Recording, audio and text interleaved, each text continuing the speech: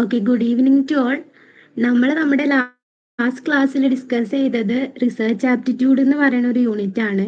So നിങ്ങളെല്ലാവരും അത് revise ചെയ്ത് റിപ്പീറ്റ് ചെയ്ത് മൈൻഡിൽ ഫീഡ് ചെയ്യുന്നുണ്ടെന്ന് വിചാരിക്കുന്നു. അപ്പൊ ഇന്ന് നമ്മൾ ഡിസ്കസ് ചെയ്യാൻ പോകുന്നത് ലോജിക്കൽ റീസണിംഗ് എന്ന് പറയുന്ന ഒരു യൂണിറ്റ് ആണ്. ബാക്കി യൂണിറ്റുകളെ വെച്ച് നോക്കുമ്പോൾ നിങ്ങൾക്ക് കമ്പാരിറ്റീവ്ലി പുതിയ ടോപ്പിക്കുകളായിരിക്കും അല്ലെങ്കിൽ പുതിയ കൺസെപ്റ്റുകളായിരിക്കും ഈ ഒരു ലോജിക്കൽ റീസണിംഗ് എന്ന് പറയുന്ന ഒരു പേപ്പറിൽ നമ്മൾ പഠിക്കാൻ വേണ്ടിയിട്ട് പോകുന്നത്. എന്നിരുന്നാലും ഭയങ്കര ഇൻട്രസ്റ്റിംഗ് ആയിട്ടുള്ള ടോപ്പിക്കുകളാണ് ഈ ഒരു ലോജിക്കൽ റീസണിങ്ങിൽ ഉള്ളത്. NTA കൂടുതൽ അപ്ഡേറ്റഡ് ആയിട്ട് പുതിയ പുതിയ കൺസെപ്റ്റുകളിൽ നിന്ന് ക്വസ്റ്റ്യൻസുകൾ വരുന്നതും അങ്ങനെയുള്ള ക്വസ്റ്റ്യൻസുകൾ കൂടുതലും കണ്ടിട്ടുള്ളതും ഈ ഒരു ലോജിക്കൽ റീസണിംഗ് എന്ന് പറയുന്ന ഒരു യൂണിറ്റിൽ നിന്നാണ്. നമുക്ക് ആദ്യം സിലബസ് നോക്കാം. ഇതിൽ നമുക്ക് മെയിൻ ആയിട്ട് ഈ ഒരു സിലബസിനെ നമുക്ക് ക്ലിയർ അല്ലേ ഞാൻ പറയണത്? ബ്രേക്ക് ആവണമൊന്നുമില്ലല്ലോ? ക്ലിയർ ആണ്. ഓക്കെ, നിങ്ങൾക്ക് എന്തെങ്കിലും ഇൻകൺവീനിയൻസ് ഉണ്ടാവുകയാണെന്നുണ്ടെങ്കിൽ മൈക്ക് ഓൺ ആക്കിയിട്ടൊന്ന് പറയണം കേട്ടോ. ഞാനൊരു സിസ്റ്റത്തിൽ നിന്ന് മാത്രമേ ജോയിൻ ചെയ്തിട്ടുള്ളൂ. അപ്പം നിങ്ങൾ ചാറ്റ് ബോക്സിൽ ഇടുന്ന കാര്യങ്ങളൊന്നും എനിക്ക് കാണാൻ വേണ്ടിയിട്ട് പറ്റില്ല. പിന്നെ ഞാൻ മാത്രം പറഞ്ഞുകൊണ്ടിരിക്കുന്ന സമയത്ത് ഒരു റേഡിയോ പോലെ ആയിപ്പോവും. അപ്പം നിങ്ങളും കൂടെ ഒന്ന് റെസ്പോണ്ട് ചെയ്യാൻ വേണ്ടിയിട്ട് ശ്രമിക്കുക. അല്ലാതെ ഇപ്പം ഞാൻ മാത്രം പറഞ്ഞു പോകുന്ന സമയത്ത് ക്ലാസ് ഭയങ്കര ബോറിംഗ് ആവാൻ വേണ്ടിയിട്ട് സാധ്യതയുണ്ട്. നിങ്ങളും കൂടെ ഇന്ററാക്ട് ചെയ്യുകയാണെന്നുണ്ടെങ്കിൽ കുറച്ചുകൂടെ നന്നായിട്ട് നമുക്കൊരു ഇന്ററാക്റ്റീവ് സെഷൻ ആയിട്ട് പോകാൻ വേണ്ടിയിട്ട് പറ്റും. ദെൻ നിങ്ങൾക്ക് ഈ ഒരു സിലബസ് ഡിസ്കഷന്റെ സമയത്ത് ഷിബിൻ സാറ് പറഞ്ഞു തന്നിട്ടുണ്ടാകും എന്തൊക്കെ കാര്യങ്ങളാണ് നമ്മൾ ലോജിക്കൽ റീസണിങ്ങിൽ നോക്കേണ്ടത്, എന്തൊക്കെ കാര്യങ്ങളാണ് നമ്മൾ കൂടുതൽ സ്ട്രെസ് ചെയ്ത് പഠിക്കേണ്ടത് എന്നുള്ളത്. നമുക്ക് പഠിക്കാനുള്ള ഒരു ഈസിനെസ്സിന് വേണ്ടിയിട്ട് ഈ ഒരു ലോജിക്കൽ റീസണിംഗ് എന്ന് പറയുന്ന ഒരു മൊഡ്യൂളിനെ നമുക്ക് രണ്ടായിട്ട് കാറ്റഗറൈസ് ചെയ്യാം, western logic and Indian logic. ഈ രണ്ട് കാര്യങ്ങളാണ് നമ്മൾ ഇതില് അതിന്റെ അണ്ടറിൽ വരുന്ന കുറെ കൺസെപ്റ്റുകളാണ് നമ്മൾ ഈ ഒരു യൂണിറ്റിൽ പഠിക്കാൻ വേണ്ടിയിട്ട് പോകുന്നത്. അതിൽ നമ്മൾ ഇന്നത്തെ ക്ലാസ്സിൽ നോക്കാൻ വേണ്ടിയിട്ട് പോകുന്നത് ഇന്ത്യൻ ലോജിക് എന്താണ്, അതില് ഡിഫറെന്റ് ടൈപ്സ് ഓഫ് പ്രമാണാസ് എന്തൊക്കെയാണ്, അതില് സ്ട്രക്ചർ ഓഫ് പ്രമാണ, വ്യാപ്തി, അങ്ങനത്തെ കുറെ ടെർമിനോളജീസ് ആണ് നമ്മൾ ഇന്നത്തെ ക്ലാസ്സിൽ ഡിസ്കസ് ചെയ്യാൻ വേണ്ടിയിട്ട് പോകുന്നത്. ദെൻ വെസ്റ്റേൺ ലോജിക്കിന്റെ അണ്ടറിൽ വരുന്ന കൺസെപ്റ്റുകളെ നമ്മൾ വരും ക്ലാസ്സുകളിൽ ഡിസ്കസ് ചെയ്യും. ലോജിക്കൽ റീസണിങ്ങിന് നമുക്ക് 4 ക്ലാസ്സുകളാണ് ഉള്ളത്. അപ്പോൾ നമ്മൾ ഫസ്റ്റത്തെ 3 ക്ലാസ്സുകളിൽ നമ്മൾ കൂടുതലും എന്തൊക്കെ കൺസെപ്റ്റുകളാണെന്ന് ഡീറ്റെയിലി നിങ്ങൾക്ക് മനസ്സിലാക്കി തന്നതിന് ശേഷമായിരിക്കും നമ്മൾ ലാസ്റ്റത്തെ ഒരു ക്ലാസ് മൊത്തം നമുക്ക് പ്രാക്ടീസ് സെഷൻ ആയിരിക്കും. ഈ ഒരു ലോജിക്കൽ റീസണിങ്ങിന്റെ പ്രത്യേകത എന്താണെന്ന് വെച്ചാൽ നമ്മൾ കൺസെപ്റ്റുകൾ മനസ്സിലാക്കുന്നതോടൊപ്പം പ്രീവിയസ്ലി വന്നിട്ടുള്ള ക്വസ്റ്റ്യനുകൾ നമ്മൾ കൂടുതൽ എക്സസൈസ് ചെയ്യുന്ന സമയത്ത് നമുക്ക് ഇനി വരാൻ പോകുന്ന ക്വസ്റ്റ്യനുകളെ കൂടുതൽ ടാക്കിൾ ചെയ്യാനും, അതുപോലെ തന്നെ ഞാൻ ഓൾറെഡി പറഞ്ഞു ഈ ഒരു ഇന്ത്യൻ ലോജിക് എന്ന് പറയുന്നത് 2018 ഈ ഒരു UGC നെറ്റ് NTA ഏറ്റെടുത്ത ശേഷമാണ് ഇന്ത്യൻ ലോജിക് എന്ന് പറഞ്ഞിട്ടുള്ള ഒരു കൺസെപ്റ്റ് ഈ ഒരു സിലബസിൽ ആഡ് ചെയ്തിട്ടുള്ളത്. അതുകൊണ്ട് തന്നെ കൂടുതൽ ഫോക്കസ് ചെയ്തിട്ട് പുതിയ പുതിയ ഏരിയാസ് ഓരോ സൈക്കിൾ കഴിയുമ്പോഴും NTA അത് ഐഡന്റിഫൈ ചെയ്യുകയും അതിൽ നിന്ന് ഒരുപാട് ക്വസ്റ്റ്യൻസ് റിപ്പീറ്റഡ്ലി കണ്ടുവരാറുണ്ട്. സോ ഇന്ത്യൻ ലോജിക് എന്ന് പറയുന്നത് നമ്മൾ വളരെയധികം ഡീറ്റെയിലി നോക്കി വെക്കേണ്ട ഒരു കൺസെപ്റ്റ് ആണ് NTA UGC net exam point of വ്യൂല് നോക്കുകയാണെന്നുണ്ടെങ്കിൽ. ദെൻ ഈ ഒരു സിലബസിൽ നമ്മൾ വെസ്റ്റേൺ ലോജിക്കിനെ സംബന്ധിച്ചിടത്തോളം നമ്മൾ സ്ട്രക്ചർ ഓഫ് ആർഗ്യുമെന്റ്സ് എന്താണെന്ന് നോക്കും. ദെൻ ഡിഫറെന്റ് ആർഗ്യുമെന്റ് ഫോംസ് നോക്കും. കാറ്റഗോറിക്കൽ പ്രപ്പോസിഷൻ എന്ന് പറയുന്ന ഒരു കൺസെപ്റ്റ് ഉണ്ട്. ദെൻ അതിന്റെ സ്ട്രക്ചർ എന്താണെന്ന് നോക്കും. മൂഡ് ആൻഡ് ഫിഗേഴ്സ് നോക്കും. ഫോർമൽ ആൻഡ് ഇൻഫോർമൽ ഫാലസീസ് നോക്കും. ദെൻ ലാംഗ്വേജിന്റെ യൂസസ് നോക്കും. കൊണോട്ടേഷൻ ആൻഡ് ഡിനോട്ടേഷൻ ടേംസ് നോക്കും. ക്ലാസിക്കൽ സ്ക്വയർ ഓഫ് ഒപ്പോസിഷൻ നോക്കും. Then deductive and inductive reasoning നോക്കും. അനലോജീസ് എന്താണെന്ന് നോക്കും. വെൻ ഡയഗ്രത്തിനെ പറ്റിയിട്ട് നോക്കും. ദെൻ ഇന്ത്യൻ ലോജിക്കിനെ സംബന്ധിച്ചിടത്തോളം നമ്മൾ എന്തൊക്കെ മീൻസ് ഓഫ് നോളജുകളാണ്, പ്രമാണാസ് എന്ന് പറഞ്ഞാൽ എന്താണ്, ഡിഫറെന്റ് ടൈപ്സ് ഓഫ് പ്രമാണാസ് ആയിട്ടുള്ള പ്രത്യക്ഷ, അനുമാന, ഉപമാന, ശബ്ദ, അർത്ഥപ്പെട്ടി, അനുപലബ്ധി. നിങ്ങൾ ഒരു കാര്യം ശ്രദ്ധിക്കുക, ഈ ഒരു ഇന്ത്യൻ ലോജിക്കിനെ സംബന്ധിച്ചിടത്തോളം കൂടുതലും സംസ്കൃത് ടേംസുകളാണ് ഓരോ ടേംസിന്റെ അണ്ടറിലും വരുന്നത്. സോ ഞാൻ പ്രൊനൗൺസ് ചെയ്യുന്ന സമയത്ത് ചിലപ്പോൾ എറേഴ്സ് വരാനുള്ള സാധ്യതയുണ്ട്. അപ്പൊ നിങ്ങൾക്ക് ആ ഒരു പ്രൊനൗൺസിയേഷൻ അറിയാന്നുണ്ടെങ്കിൽ എനിക്കത് പറഞ്ഞു തരികയാണെന്നുണ്ടെങ്കിൽ എനിക്കും അത് ക്ലാരിഫൈ ചെയ്യാൻ വേണ്ടിയിട്ട് പറ്റും. ദെൻ നമ്മൾ സ്ട്രക്ചർ ആൻഡ് കൈൻഡ്സ് ഓഫ് അനുമാനം നോക്കും. വ്യാപ്തി എന്താണെന്ന് നോക്കും. ഹെത്തോബാസാസ്, അതായത് നമ്മൾ വെസ്റ്റേൺ ലോജിക്കില് ഫാലസീസ് പറയുന്ന പോലെ തന്നെയാണ് നമ്മള് ഇന്ത്യൻ ലോജിക്കില് ഹെത്തോബാസാസ്, ഒരു ടൈപ്പ് ഓഫ് ഫാലസീസിനെ നമ്മൾ ഇന്ത്യൻ ലോജിക്കിൽ വിളിക്കുന്ന പേരാണ് ഹെത്തോബാസാസ് എന്ന് പറയുന്നത്. സോ നമ്മൾ അതെന്താണെന്നൊക്കെ നമ്മൾ ക്ലിയർ ആയിട്ട് നോക്കും. ദെൻ നമുക്ക് ക്ലാസ് സ്റ്റാർട്ട് ചെയ്യാം. നമുക്ക് first of all logical reasoning എന്താണെന്ന് മനസ്സിലാക്കാതെ നമുക്ക് ഈ ഒരു ക്ലാസ് മുന്നോട്ട് കൊണ്ടുപോകാൻ വേണ്ടിയിട്ട് പറ്റില്ല. അപ്പൊ എന്തായിരിക്കും ലോജിക്കൽ റീസണിങ് എന്ന് പറഞ്ഞാല്? ലോജിക്കൽ റീസണിങ് എന്ന് പറഞ്ഞാൽ എന്താ? ആ ഒരു ടെർമിനോളജി കേൾക്കുമ്പോൾ എന്താ നമുക്ക് മനസ്സിലാവുന്നത്? ആരെങ്കിലും ഒന്ന് എക്സ്പ്ലെയിൻ ചെയ്യോ logical reasoning?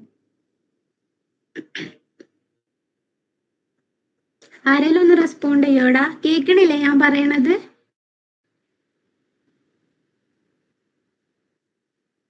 Hello, yes ma'am, കേൾക്കുന്നുണ്ട്. ഓക്കെ. ലോജിക്കൽ റീസണിംഗ് എന്ന് പറയുന്നത് it is the ability to think clearly and make decisions based on fact and logic. അതായത് നമുക്ക് ക്ലിയർ ആയിട്ട് തിങ്ക് ചെയ്യാനുള്ള ഒരു അബിലിറ്റീനെയും അതുപോലെ തന്നെ എന്താണോ ഫാക്ട്, എന്താണോ ലോജിക്ക്, അതിന്റെ ബേസിൽ പ്രോപ്പർ ആയിട്ടുള്ള ഒരു ഡിസിഷൻ എടുക്കാൻ വേണ്ടിയിട്ട് നമുക്ക് പറ്റുന്ന ആ ഒരു അബിലിറ്റീനെയാണ് നമ്മൾ ലോജിക്കൽ റീസണിംഗ് എന്ന് പറയാം. It helps to evaluate arguments, identify patterns and solve problems using reasoning rather than emotion or assumption. ഈ ഒരു ലോജിക്കൽ റീസണിങ്ങിന്റെ ഒരു പോയിന്റ് ഓഫ് വ്യൂല് നോക്കിക്കഴിഞ്ഞാൽ നമ്മൾ ഡിസിഷൻസ് എടുക്കുക അല്ലെങ്കിൽ നമ്മളൊരു കാര്യത്തിന്, ഒരു പ്രോബ്ലത്തിന് നമ്മൾ സോൾവ് ചെയ്യുന്നത് ഇമോഷൻസോ ആ ടൈമിൽ ഉണ്ടാകുന്ന അസംഷൻസിന്റെയോ ബേസിലായിരിക്കില്ല. നമ്മൾ ഫാക്റ്റിനൊക്കെ അനലൈസ് ചെയ്ത് ലോജിക്കലി തിങ്ക് ചെയ്ത് നമ്മളെ റീസണിങ് യൂസ് ചെയ്തിട്ടായിരിക്കും നമ്മൾ ഒരു ഡിസിഷൻ എടുക്കുകയോ അല്ലെങ്കിൽ ഒരു പെർട്ടിക്കുലർ പ്രോബ്ലത്തിനെ നമ്മൾ സോൾവ് ചെയ്യുകയോ ചെയ്യുന്നത്. അതിനെയാണ് നമ്മൾ ലോജിക്കൽ റീസണിങ് എന്ന് പറയുന്നത്. ഇത് ക്ലിയർ ആണോ? ലോജിക്കൽ റീസണിങ് എന്താണെന്നുള്ളത് ക്ലിയർ ആണോ? ലോജിക്കൽ റീസണിങ് എന്താണെന്ന് പ്രീവിയസ്ലി ക്വസ്റ്റ്യൻസ് ഒന്നും വന്നിട്ടില്ല, ഇനി വരാനും പോകുന്നില്ല. പക്ഷെ ഒരു ലോജിക്കൽ റീസണിങ് എന്ന് പറയുന്ന ഒരു പേപ്പർ നമ്മൾ പഠിക്കുന്ന സമയത്ത് ലോജിക്കൽ റീസണിങ് എന്താണെന്ന് നമുക്ക് മനസ്സിലാക്കാതെ നമുക്ക് ബാക്കിയുള്ള കാര്യങ്ങളിലേക്ക് പോകാൻ വേണ്ടിയിട്ട് പറ്റില്ല. അതുകൊണ്ടാണ് നമ്മൾ first of all logical reasoning എന്താണ്, ആ കൺസെപ്റ്റ് എന്താണെന്ന് മനസ്സിലാക്കിയിട്ടുള്ളത്. ക്ലിയർ ആണോ അത്? ക്ലിയർ ആണ്. ഓക്കെ, നെക്സ്റ്റ് നമ്മൾ പോകാൻ പോകുന്നത്, ഞാൻ ഓൾറെഡി പറഞ്ഞു, ഈ ഒരു സിലബസിനെ നമുക്ക് രണ്ടായിട്ട് കാറ്റഗറൈസ് ചെയ്യാം, western logic and Indian logic. അപ്പോൾ നമ്മൾ ഇന്നത്തെ ക്ലാസ്സിൽ ഡീൽ ചെയ്യാൻ പോകുന്നത് ഇന്ത്യൻ ലോജിക്കും ഇന്ത്യൻ ലോജിക്കിന്റെ അണ്ടറിൽ വരുന്ന ഒരുപാട് ടെർമിനോളജീസും ഒരുപാട് കൺസെപ്റ്റുകളെയാണ്.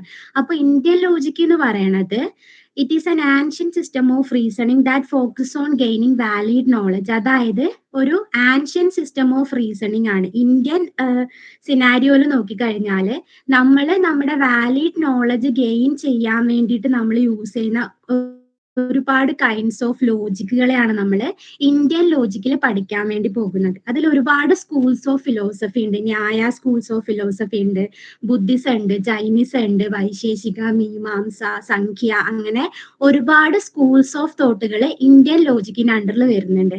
അപ്പൊ ഇതൊക്കെ നമ്മൾ ഡീറ്റെയിൽ ഡിസ്കസ് ചെയ്യും. ദെൻ ഇന്ത്യൻ ലോജിക്കിന്റെ അണ്ടറിൽ വരുന്ന ഏറ്റവും ഇമ്പോർട്ടന്റ് ആയിട്ടുള്ള ഒരു കൺസെപ്റ്റ് ആണ് പ്രമാണ എന്ന് പറയുന്നത്. നിങ്ങൾക്ക് പ്രീവിയസ്ലി നെറ്റ് സൈക്കിൾ എടുത്ത് നോക്കി കഴിഞ്ഞാല് പ്രമാണേന്ന് ക്വസ്റ്റ്യൻ വരാത്ത ഒരു സൈക്കിൾ പോലും ഉണ്ടായിട്ടുണ്ടാവില്ല.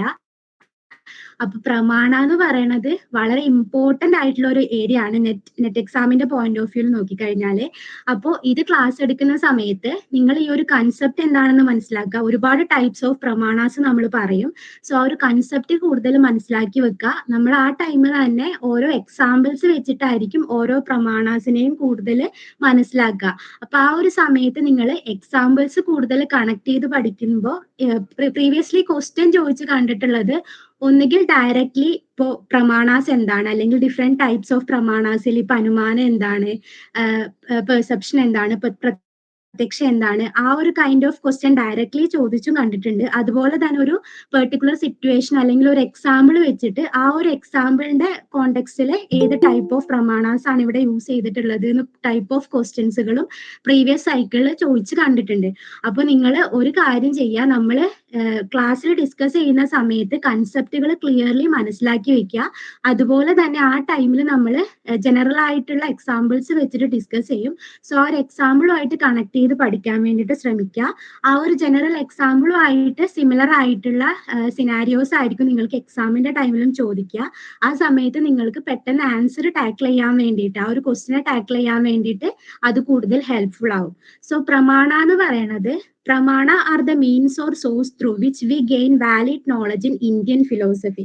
അതായത് ഒരു സോഴ്സ് ഓഫ് വാലിഡ് നോളജിനെയാണ് നമ്മൾ പ്രമാണ എന്ന് പറയുന്നത്. നമ്മൾ വാലിഡ് നോളജ് നമുക്ക് ലഭിക്കുന്ന ഒരു സോഴ്സ് അല്ലെങ്കിൽ ഒരു സ്രോതസ്സിനെയാണ് നമ്മൾ പ്രമാണ എന്ന് പറയുന്നത്. ഇപ്പൊ നമുക്ക് ആക്യുറേറ്റ് ആയിട്ടുള്ള അല്ലെങ്കിൽ വാലിഡ് ആയിട്ടുള്ള നോളജ് എന്തിനെ പറ്റിയിട്ടുള്ളത്, വേൾഡിനെ പറ്റിയിട്ടുള്ളതായിക്കോട്ടെ, അല്ലെങ്കിൽ ഒരു പെർട്ടിക്കുലർ കോണ്ടെക്സ്റ്റിനെ പറ്റിയിട്ടുള്ളതായിക്കോട്ടെ, അല്ലെങ്കിൽ ഒരു പെർട്ടിക്കുലർ ഒബ്ജക്റ്റിനെ ആയിക്കോട്ടെ, അല്ലെങ്കിൽ ഒരു പെർട്ടിക്കുലർ സിറ്റുവേഷനെ പറ്റിയിട്ടുള്ളതായിക്കോട്ടെ, ആ ഒരു കാര്യത്തിനെ പറ്റിയിട്ട്, ഏതൊരു കാര്യത്തിനെ പറ്റിയിട്ടും ആയിക്കോട്ടെ, അതിനെ പറ്റിയിട്ട് ആക്യുറേറ്റ് ആയിട്ടും വാലിഡ് ആയിട്ടുള്ള നോളജിനെ ഒബ്റ്റെയിൻ ചെയ്യാൻ വേണ്ടിയിട്ട് അത് ആ നോളജ് നമുക്ക് ലഭിക്കുന്ന സോഴ്സസിനെയാണ് നമ്മൾ പ്രമാണാസ് എന്ന് പറയുന്നത്. ക്ലിയർ ആണോ? അത് നമുക്ക് എവിടെ നിന്നാണോ വാലിഡ് ആയിട്ടുള്ള അല്ലെങ്കിൽ ആക്യുറേറ്റ് ആയിട്ടുള്ള നോളജ് ലഭിക്കുന്നത്, ആ ഒരു സോഴ്സ്, ആ സോഴ്സസ് ഓഫ് ഇൻഫർമേഷനെ പറയുന്ന പേരാണ് പ്രമാണാസ്. പ്രമാണ എന്താന്ന് ക്ലിയർ ആണോ?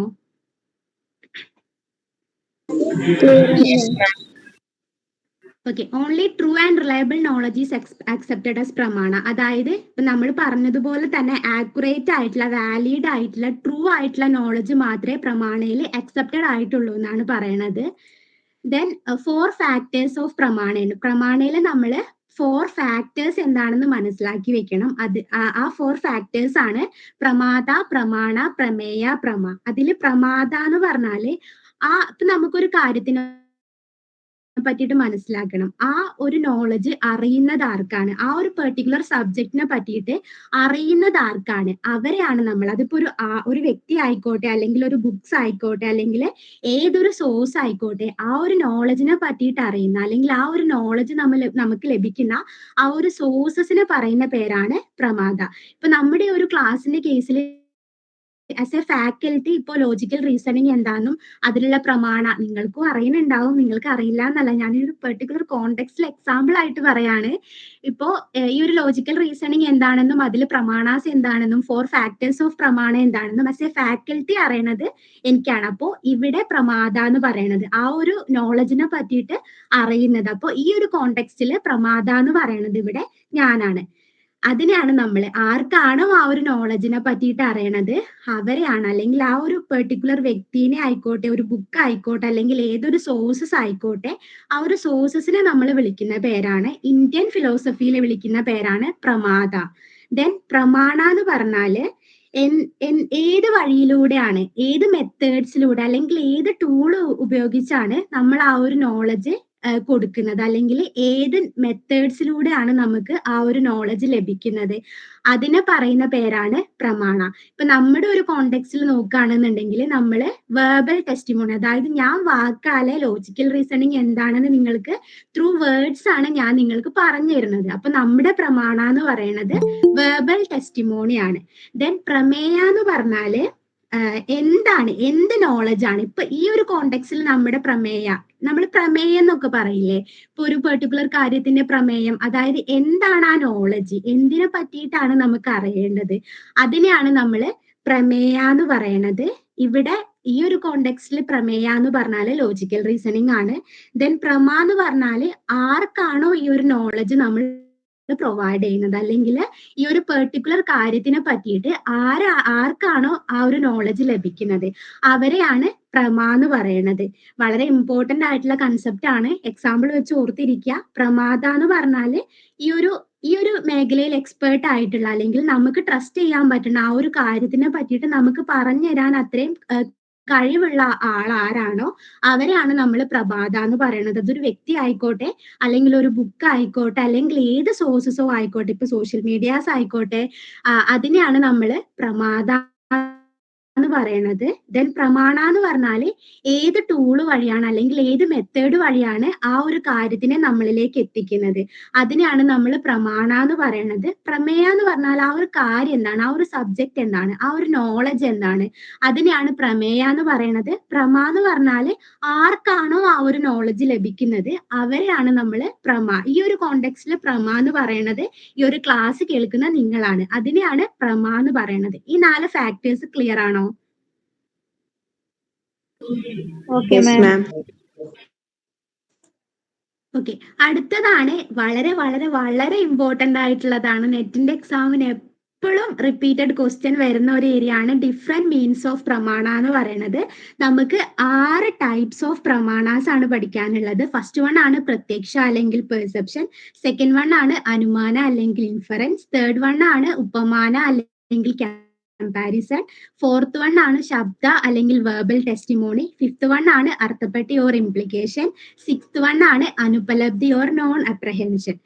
അതില് ഫസ്റ്റ് വൺ ആണ് പ്രത്യക്ഷ ഓർ പെർസെപ്ഷൻ എന്ന് പറയുന്നത്. Direct knowledge gain through census or mind in the present moment. അതായത് പ്രത്യക്ഷ എന്ന് പറഞ്ഞാല് നമ്മളൊരു കാര്യത്തിനെ കണ്ട് മനസ്സിലാക്കുക, അല്ലെങ്കിൽ നമ്മുടെ സെൻസ് ഓർഗൻ വഴി നമ്മൾ ഐയിലൂടെ ആയിക്കോട്ടെ, ഇയറിലൂടെ ആയിക്കോട്ടെ, ടച്ച് ചെയ്തായിക്കോട്ടെ, നമ്മുടെ സെൻസസ് വഴി നമ്മൾ ഡയറക്റ്റ്ലി ഒരു കാര്യത്തിനെ സെൻസ് ചെയ്ത് പെർസീവ് ചെയ്ത് മനസ്സിലാക്കുന്നതിനെയാണ്, ആ ഒരു മീൻസ് ഓഫ് നോളജിനെ നമ്മൾ വിളിക്കുന്നതാണ് പ്രത്യക്ഷ അല്ലെങ്കിൽ പെർസെപ്ഷൻ. പ്രത്യക്ഷ എന്ന് ഇന്ത്യൻ ഫിലോസഫിയിൽ പറയുന്നു. അതിന്റെ ഇംഗ്ലീഷ് ടേം ആണ് പെർസെപ്ഷൻ എന്ന് പറയുന്നത്. നമ്മുടെ സെൻസ് ഓർഗൻ വഴി നമ്മൾ കാര്യങ്ങൾ കണ്ട് അല്ലെങ്കിൽ ഡയറക്റ്റ്ലി സെൻസ് ചെയ്ത് പെർസീവ് ചെയ്ത് മനസ്സിലാക്കുന്നതിനെയാണ് നമ്മൾ പ്രത്യക്ഷ അല്ലെങ്കിൽ പെർസെപ്ഷൻ എന്ന് പറയും. ഇപ്പൊ നിങ്ങൾ ഈ ഒരു സ്ലൈഡ്സ് കാണുകയാണ്, നിങ്ങളുടെ ഐ വഴി നിങ്ങൾ ഡയറക്റ്റ്ലി ഇതിലെ ഓരോ വേർഡ്സും സെൻസ് ചെയ്ത് പെർസീവ് ചെയ്തെടുക്കുകയാണ്. അതൊരു ടൈപ്പ് ഓഫ് പ്രത്യക്ഷ അല്ലെങ്കിൽ പെർസെപ്ഷൻ ആണ്. അല്ലെങ്കിൽ ഞാൻ എന്റെ മുമ്പിൽ ഒരു മരത്തിനെ കാണുകയാണ്, അല്ലെങ്കിൽ ഞാനൊരു പേഴ്സണെ ഇപ്പൊ എന്റെ മുന്നിൽ ഡയറക്റ്റ്ലി എന്റെ ഐ ത്രൂ ഞാൻ കാണുകയാണ്. അതിനെയാണ് നമ്മൾ പ്രത്യക്ഷ അല്ലെങ്കിൽ പെർസെപ്ഷൻ എന്ന് പറയാം. ദെൻ അനുമാന അല്ലെങ്കിൽ ഇൻഫറൻസ് എന്ന് പറഞ്ഞാല് ഇപ്പൊ നമുക്ക് എല്ലാ കാര്യങ്ങളും ഡയറക്റ്റ്ലി കണ്ട് തന്നെ മനസ്സിലാക്കാൻ വേണ്ടിയിട്ട് പറ്റും, അല്ലെങ്കിൽ പെർസീവ് ചെയ്യാൻ വേണ്ടിയിട്ട് പറ്റണമെന്നില്ല. ചില സാഹചര്യങ്ങളിൽ നമ്മൾ ചില ഡിഡക്ഷൻസ് ഒക്കെ, അതായത് നമുക്ക് ഓൾറെഡി അറിയാവുന്ന ഒരു കാര്യത്തിൽ നിന്ന് അറിവുകളെ ഡെഡ്യൂസ് ചെയ്തെടുക്കാൻ വേണ്ടിയിട്ട് ശ്രമിക്കാറുണ്ട്. അതിനെയാണ് നമ്മൾ അനുമാന എന്ന് പറയുന്നത്. അതിനെ ഇംഗ്ലീഷിൽ വിളിക്കാം ഇൻഫറൻസ്. ഈ ഒരു അനുമാന എന്ന് പറയുന്ന ഒരു ടേം നെറ്റിന്റെ പോയിന്റ് ഓഫ് വ്യൂല് വളരെ ഇമ്പോർട്ടന്റ് ആയിട്ടുള്ള ഒരു കൺസെപ്റ്റ് ആണ്. അനുമാനം എന്താണെന്നും ഡിഫറെന്റ് ടൈപ്സ് ഓഫ് അനുമാനം ഏതൊക്കെയാണെന്നും, അതുപോലെ അനുമാനയിൽ നമ്മൾ ഒരുപാട് ടേംസുകൾ യൂസ് ചെയ്യുന്നുണ്ട്. അതൊക്കെ നെറ്റിന്റെ സൈക്കിളിൽ റിപ്പീറ്റഡ്ലി ചോദിച്ചുകൊണ്ടിരിക്കുന്ന കൺസെപ്റ്റ് ആണ്. അപ്പൊ ഈ അനുമാനം എന്താണെന്ന് മനസ്സിലാക്കുക. അതായത് നമ്മൾക്ക് ഓൾറെഡി അറിയണ കാര്യങ്ങളിൽ നിന്ന് നമ്മൾ ചില കൺക്ലൂഷനിലേക്ക് ഡെഡ്യൂസ് ചെയ്തെടുക്കുന്നതിനെയാണ് നമ്മൾ അനുമാന എന്ന് പറയണത്. ഇപ്പൊ നമ്മൾ നടന്നു പോകുന്ന സമയത്ത് ഒരു ഹില്ലില് പുക വരുന്നു, സ്മോക്ക് വരികയാണെന്നുണ്ടെങ്കിൽ നമ്മൾ എന്തായിരിക്കും അതിൽ നിന്ന് ഒരു കൺക്ലൂഷനിലേക്ക് എത്തുക? നിങ്ങളാണെന്നുണ്ടെങ്കിൽ എന്ത് കൺക്ലൂഷനിലായിരിക്കും എത്തുക? നിങ്ങളെ നടന്നു പോകുന്ന സമയത്ത് ഒരു അപ്പാർട്ട്മെന്റിൽ നിന്ന് തീ വരുന്ന കാണുകയാണ്, അല്ലെങ്കിൽ ഒരു ഹില്ലിൽ നിന്ന് തീ വരുന്ന കാണുകയാണ്. സോ നിങ്ങൾ എന്ത് കൺക്ലൂഷനിലായിരിക്കും എത്തുക? സോറി, പുക വരികയാണ്. നിങ്ങൾ കൺക്ലൂഷനിലേക്കൊന്നും എത്തില്ലേ? അവിടെ ഒരു തീപിടുത്തം സംഭവിച്ചിട്ടുണ്ടാവും എന്നുള്ളൊരു നിഗമനത്തിലെത്തും. ഓക്കെ, പക്ഷെ നമ്മൾ ഡയറക്റ്റ്ലി തീ കാണുന്നില്ല. ഫയർ എന്ന് പറയുന്ന ഒരു സാധനത്തിനെ നമ്മൾ ഡയറക്റ്റ്ലി നമ്മൾ പെർസീവ് ചെയ്തെടുക്കുന്നില്ല. സ്മോക്ക് എന്ന് പറയുന്ന ഒരു കാര്യം നമ്മൾ കാണുകയാണ്. സോ അതിൽ നിന്ന് നമ്മൾ ഒരു കൺക്ലൂഷനിലേക്ക് എത്താണ്, ആ ഒരു കുന്നിൽ തീ പിടിച്ചിട്ടുണ്ടാവാം, അല്ലെങ്കിൽ ആ ഒരു അപ്പാർട്ട്മെന്റിൽ തീ പിടിച്ചിട്ടുണ്ടാവാം എന്നുള്ളത്. അതിനെയാണ് നമ്മൾ അനുമാന എന്ന് പറയുന്നത്. നമ്മൾ ഡയറക്റ്റ്ലി കണ്ടിട്ടല്ല, ഒരു കോസിൽ നിന്ന് നമ്മൾ അതിന്റെ എഫക്റ്റിനെ നമ്മൾ ഡെഡ്യൂസ് ചെയ്തെടുക്കുക. അതിനെയാണ് നമ്മൾ അനുമാന അല്ലെങ്കിൽ ഇൻഫറൻസ് എന്ന് പറയാം. ഇതിലെ ടൈപ്സ് ഓഫ് അനുമാനാസും സ്ട്രക്ചർ ഓഫ് അനുമാനാസും ഒക്കെ നമ്മൾ വരുന്ന സ്ലൈഡുകളിൽ ഡിസ്കസ് ചെയ്യും. ദെൻ അടുത്തതാണ് ഉപമാന അല്ലെങ്കിൽ കമ്പാരിസൺ. ചില സാഹചര്യങ്ങളിൽ നമ്മൾ രണ്ട് വസ്തുക്കളെ കമ്പയർ ചെയ്തിട്ടായിരിക്കും കാര്യങ്ങളെ മനസ്സിലാക്കാൻ വേണ്ടിയിട്ട് ശ്രമിക്കുന്നത്. ഇപ്പോൾ നമുക്കറിയാവുന്ന ഒരു വസ്തു ഉണ്ടാവും, അതുപോലെ തന്നെ നമുക്ക് അറിയാത്ത ഒരു വസ്തു ഉണ്ടാവും. ഇവ തമ്മിൽ എന്തെങ്കിലും സിമിലാരിറ്റീസ് ഉണ്ടോ? ഉണ്ടെന്നുണ്ടെങ്കിൽ അത് എന്തൊക്കെയാണ് എന്നൊക്കെ നമ്മൾ അനലൈസ് ചെയ്തിട്ട് സിമിലാരിറ്റീസ് കൂടുതൽ ഉണ്ടാവുകയാണെന്നുണ്ടെങ്കിൽ നമ്മൾ ഒരു കൺക്ലൂഷനിലേക്ക് എത്തും. അതായത് നോൺ ആയിട്ടുള്ള ഒരു കാര്യത്തിൽ നിന്ന് അൺനോൺ ആയിട്ടുള്ള കാര്യത്തിനെ പറ്റിയിട്ട് അതിന്റെ സിമിലാരിറ്റീസ് ഒക്കെ അനലൈസ് ചെയ്തിട്ട് അതിനെ മനസ്സിലാക്കി എടുക്കുക. അൺനോൺ ആയിട്ടുള്ള കാര്യത്തിനെ മനസ്സിലാക്കി എടുക്കുന്നതിനെയാണ് നമ്മൾ ഉപമാന അല്ലെങ്കിൽ കമ്പാരിസൺ, ഉപമിക്കുക എന്നൊക്കെ നമ്മൾ പറയില്ല, അതുപോലെ കമ്പയർ ചെയ്യുക, അതിനെയാണ് നമ്മൾ ഉപമാന അല്ലെങ്കിൽ കമ്പാരിസൺ എന്ന് പറയാ. അതായത് ഈ ഒരു വസ്തു മറ്റേ വസ്തു പോലെയാണ്, അല്ലെങ്കിൽ ഈ ഒരു കൺസെപ്റ്റ് മറ്റേ കൺസെപ്റ്റ് പോലെയാണ്. അപ്പൊ അതിന്റെ സിമിലാരിറ്റീസ് ഒക്കെ നോക്കിയിട്ടായിരിക്കും നമ്മൾ ഇത് രണ്ടും സെയിം ആണ് അല്ലെങ്കിൽ ഇത് രണ്ടും ഒരുപോലെ ആണ് എന്നുള്ളൊരു കൺക്ലൂഷനിലേക്ക് എത്തുന്നത്. അതും ഒരു വാലിഡ് സോഴ്സ് ഓഫ് നോളജ് ആണ്. ഇപ്പോ നമ്മളടുത്ത് ഒരാൾ പറയാണ് നമ്മൾ ഇതുവരെ ഒരു വൈൽഡ് കൗവിനെ കണ്ടിട്ടില്ല. അപ്പോ എന്റെ അടുത്ത് എന്റെ ഒരു ഫ്രണ്ട് പറയാണ് വൈൽഡ് കൗവും ഏകദേശം കാണാൻ ഡൊമസ്റ്റിക് കൗവിനെ പോലെ തന്നെയാണ്. അപ്പൊ ഞാനൊരു ഫോറസ്റ്റിൽ പോണ സമയത്ത് ഒരു വൈൽഡ് ആനിമലിനെ കാണാണ്. അപ്പോ ഞാൻ നോക്കിയ സമയത്ത്, ഞാൻ അനലൈസ് ചെയ്ത സമയത്ത് ഒരു ഡൊമസ്റ്റിക് കൗവായിട്ട് കുറെ അധികം സിമിലാരിറ്റീസ് ആ ഒരു ജീവിക്ക് കാണാണ്. അപ്പോ ഞാൻ കൺക്ലൂഡ് ചെയ്യുന്നത് എന്തായിരിക്കും, ഇത് അന്ന് എന്റെ ഫ്രണ്ട് പറഞ്ഞിരുന്നു ഡൊമസ്റ്റിക് കൗ പോലെ തന്നെയാണ് വൈൽഡ് കൗ. അപ്പൊ ഈ ഫോറസ്റ്റിലുള്ളതൊരു വൈൽഡ് കൗ ആണെന്നുള്ള ഒരു കാര്യം ഞാൻ അവിടെ കൺക്ലൂഡ് ചെയ്യാണ്. അതായത് ഞാൻ മുന്നേ വൈൽഡ് കൗവിനെ കണ്ടിട്ടും ഇല്ല, എനിക്ക് അതിനെ കൂടുതൽ ഡീറ്റെയിൽ ആയിട്ട് അറിയോ ഇല്ല. എന്റെ ഫ്രണ്ട് പറഞ്ഞിട്ടുള്ള ആ ഒരു കാര്യത്തിൽ നിന്ന് എനിക്ക് നോൺ ആയിട്ടുള്ള ഒരു കാര്യമാണ് ഡൊമസ്റ്റിക് കൗ എന്താണെന്നുള്ളത്. അപ്പൊ ഡൊമസ്റ്റിക് കൗവിന്റെ ക്യാരക്ടറിസ്റ്റിക്സ് എന്തൊക്കെയാണെന്നുള്ളത് എനിക്ക് ഓൾറെഡി അറിയുന്ന ഒരു കാര്യമാണ്. അപ്പോൾ അതിന്റെ സിമിലാരിറ്റീസ് വെച്ചിട്ട് ഞാൻ ഇതൊരു വൈൽഡ് കൗ ആണെന്ന് കൺക്ലൂഡ് ചെയ്യുന്നതിനെയാണ്, അതായത് ഞാൻ ഡൊമസ്റ്റിക് കൗവിനെ വൈൽഡ് കൗ ആയിട്ട് കമ്പയർ ചെയ്തിട്ട് ഉപമിച്ചിട്ട് അതിന്റെ സിമിലാരിറ്റീസ് ഒക്കെ നോക്കിയിട്ട് അതൊരു ഡൊമസ്റ്റിക് കൗ ആണെന്ന് കൺക്ലൂഡ് ചെയ്യുന്നതിനെയാണ് ഉപമാന അല്ലെങ്കിൽ കമ്പാരിസൺ എന്ന് പറയാം. ദെൻ അടുത്തതാണ് ശബ്ദ അല്ലെങ്കിൽ വെർബൽ ടെസ്റ്റിമോണി എന്ന് പറയുന്നത്. അതായത് ഇതിൽ പേരിൽ സൂചിപ്പിക്കുന്നത് പോലെ തന്നെ ഇതിൽ നമ്മൾ വേർഡ്സിലൂടെ ആയിരിക്കും നമ്മൾ കാര്യങ്ങൾ മനസ്സിലാക്കുന്നത്. അതായത് നമ്മളൊരു ബുക്ക് വായിച്ചിട്ട് അറിവുകൾ നേടുക, അല്ലെങ്കിൽ ഒരു എക്സ്പേർട്ട് ആയിട്ടുള്ള അല്ലെങ്കിൽ നിങ്ങൾക്ക് ട്രസ്റ്റ് വർത്തി ആയിട്ടുള്ള ഒരാളിൽ നിന്ന് നിങ്ങൾ കാര്യങ്ങൾ കേട്ട് ഒരു നോളജ് ഉണ്ടാക്കുകയാണെന്ന് വിചാരിക്കുക. അതിനെയാണ് നമ്മൾ ശബ്ദ അല്ലെങ്കിൽ വെർബൽ ടെസ്റ്റിമോണി എന്ന് പറയാ. സോ അതൊരു വാലിഡ് സോഴ്സ് ഓഫ് നോളജ് തന്നെയാണ്. അതായത് നമുക്ക് ട്രസ്റ്റ് വർത്തി ആയ അല്ലെങ്കിൽ ആ ഒരു ഫീൽഡിൽ എക്സ്പേർട്ട് ആയിട്ടുള്ള അറിവുള്ള ഒരാളിൽ നിന്ന് നമ്മൾ കാര്യങ്ങൾ കേൾക്കുക. അല്ലാന്നുണ്ടെങ്കിൽ അതായിട്ട് റിലേറ്റ് ചെയ്യുന്ന ഒരു ബുക്കിൽ നിന്നോ ആർട്ടിക്കിൾ നിന്നോ ഒക്കെ നമ്മൾ കാര്യങ്ങൾ വായിച്ച് മനസ്സിലാക്കുന്നതിനെയാണ് നമ്മൾ ശബ്ദ അല്ലെങ്കിൽ വെർബൽ ടെസ്റ്റിമോണി എന്ന് പറയാം. അപ്പൊ നമ്മളിപ്പോ ചെയ്തുകൊണ്ടിരിക്കുന്നത് ഏത് ടൈപ്പ് ഓഫ് പ്രമാണമായിരിക്കും?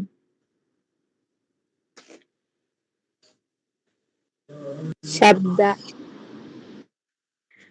ഓക്കെ, അതായത് നമുക്ക് ട്രസ്റ്റ് വർത്തി ആയിട്ടുള്ള അല്ലെങ്കിൽ ആ ഒരു പെർട്ടിക്കുലർ ഫീൽഡിൽ എക്സ്പേർട്ട് ആയിട്ടുള്ള ആളിൽ നിന്ന് നമ്മൾ നോളജ് ഗെയിൻ ചെയ്യുകയോ അല്ലെങ്കിൽ അതുമായിട്ട് റിലേറ്റ് ചെയ്യുന്ന ബുക്സിൽ നിന്നോ അല്ലെങ്കിൽ എന്തെങ്കിലും ആർട്ടിക്കിളിൽ നിന്നോ അതിൽ നിന്നൊക്കെ നമ്മൾ നോളജ് ഗെയിൻ ചെയ്യുന്നതിനെയാണ് നമ്മൾ ശബ്ദ അല്ലെങ്കിൽ വെർബൽ ടെസ്റ്റിമോണി എന്ന് പറയാ.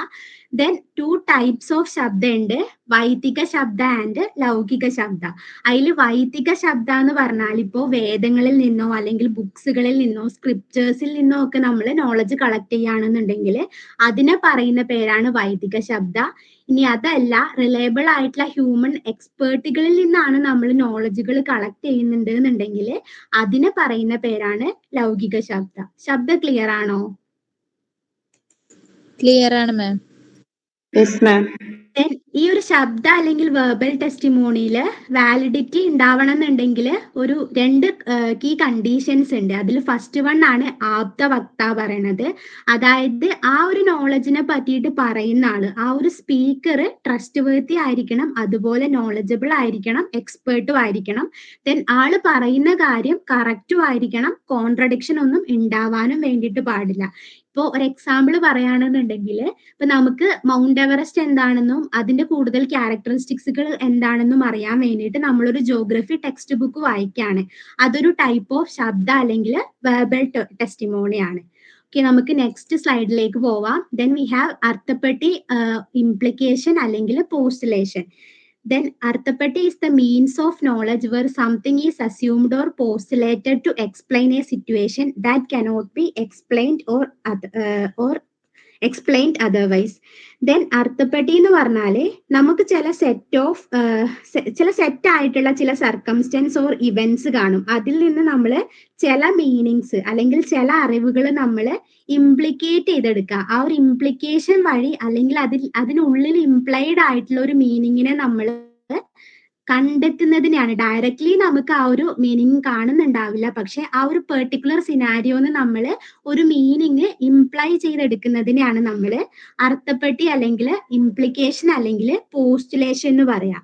ഇപ്പൊ നമ്മൾ ഒരാളെ കാണുകയാണ്, കണ്ടിട്ട് അയാളുടെ ബോഡി നേച്ചർ കണ്ടിട്ട് നമ്മൾ അയാളുടെ ഡയറ്ററി ഹാബിറ്റ്സ് ഒക്കെ എന്തൊക്കെയാണെന്ന് നമ്മൾ അതിന്റെ ഒരു ഇംപ്ലിക്കേഷനിലേക്ക് എത്താം. ഇപ്പോൾ എക്സാമ്പിൾ പറയുകയാണെന്നുണ്ടെങ്കിൽ നമ്മൾ ഒരു ഫാറ്റ് ആയിട്ടുള്ള ഒരാളെ കാണുകയാണ്. ഇനി അതും അല്ലാന്നുണ്ടെങ്കിൽ നമ്മൾ വളരെ സ്കിന്നി ആയിട്ടുള്ള ഒരാളെ കാണുകയാണെന്നുണ്ടെങ്കിൽ നമ്മൾ എന്താ പറയാ, ആള് ഫാറ്റ് ആയിട്ടുള്ള ആളെ കാണുമ്പോൾ നമ്മൾ പറയും ആള് ഭയങ്കരമായിട്ട് ജങ്ക് ഫുഡ് കഴിക്കണ ഒരാളാണ്. നമ്മൾ പക്ഷെ ഡയറക്ട്ലി കണ്ടിട്ടുണ്ടാവില്ല ആള് ജങ്ക് ഫുഡ് കഴിക്കണതും ആളുടെ ഫുഡ് ഹാബിറ്റ്സ് ഒന്നും നമ്മൾക്ക് ഡയറക്ട്ലി നമുക്കൊരു നോളജും ഉണ്ടായിരിക്കില്ല. പക്ഷെ നമ്മൾ അതിൽ നിന്ന് ഇംപ്ലൈ ചെയ്തെടുക്കുകയാണ്. ആളുടെ ഒരു ഫിസിക്കൽ ക്യാരക്ടറിസ്റ്റിക്സ് കണ്ടിട്ട് നമ്മൾ ഇംപ്ലൈ ചെയ്തെടുക്കുകയാണ് ആള് ഭയങ്കരമായിട്ട് ഫുഡ് കഴിക്കുന്ന ഒരാളായിരിക്കും, ഫുഡിൽ തന്നെ ഭയങ്കരമായിട്ട് ജങ്ക് ഫുഡ് കഴിക്കുന്ന ആളായിരിക്കും, ആള് എക്സസൈസും കാര്യങ്ങളൊന്നും ചെയ്യുന്നുണ്ടാവില്ല, അതുകൊണ്ടാണ് ആളിങ്ങനെ ഫാറ്റ് ആയിട്ട് ഇരിക്കുന്നത് എന്ന് നമ്മൾക്ക് യാതൊരു അറിവും ഇല്ലാത്തൊരു കാര്യത്തിനെ നമ്മൾ ആ ഒരു ഫിസിക്കൽ അപ്പിയറൻസ് മാത്രം, ആ ഒരു പെർട്ടിക്കുലർ കോണ്ടെക്സ്റ്റ് മാത്രം നോക്കിയിട്ട് നമ്മൾ ഒരു ഇംപ്ലിക്കേഷനിലേക്ക് എത്തുന്നതിനെയാണ് നമ്മൾ അർത്ഥപ്പെട്ടി അല്ലെങ്കിൽ ഇംപ്ലിക്കേഷൻ അല്ലെങ്കിൽ പോസ്റ്റുലേഷൻ എന്ന് പറയാം.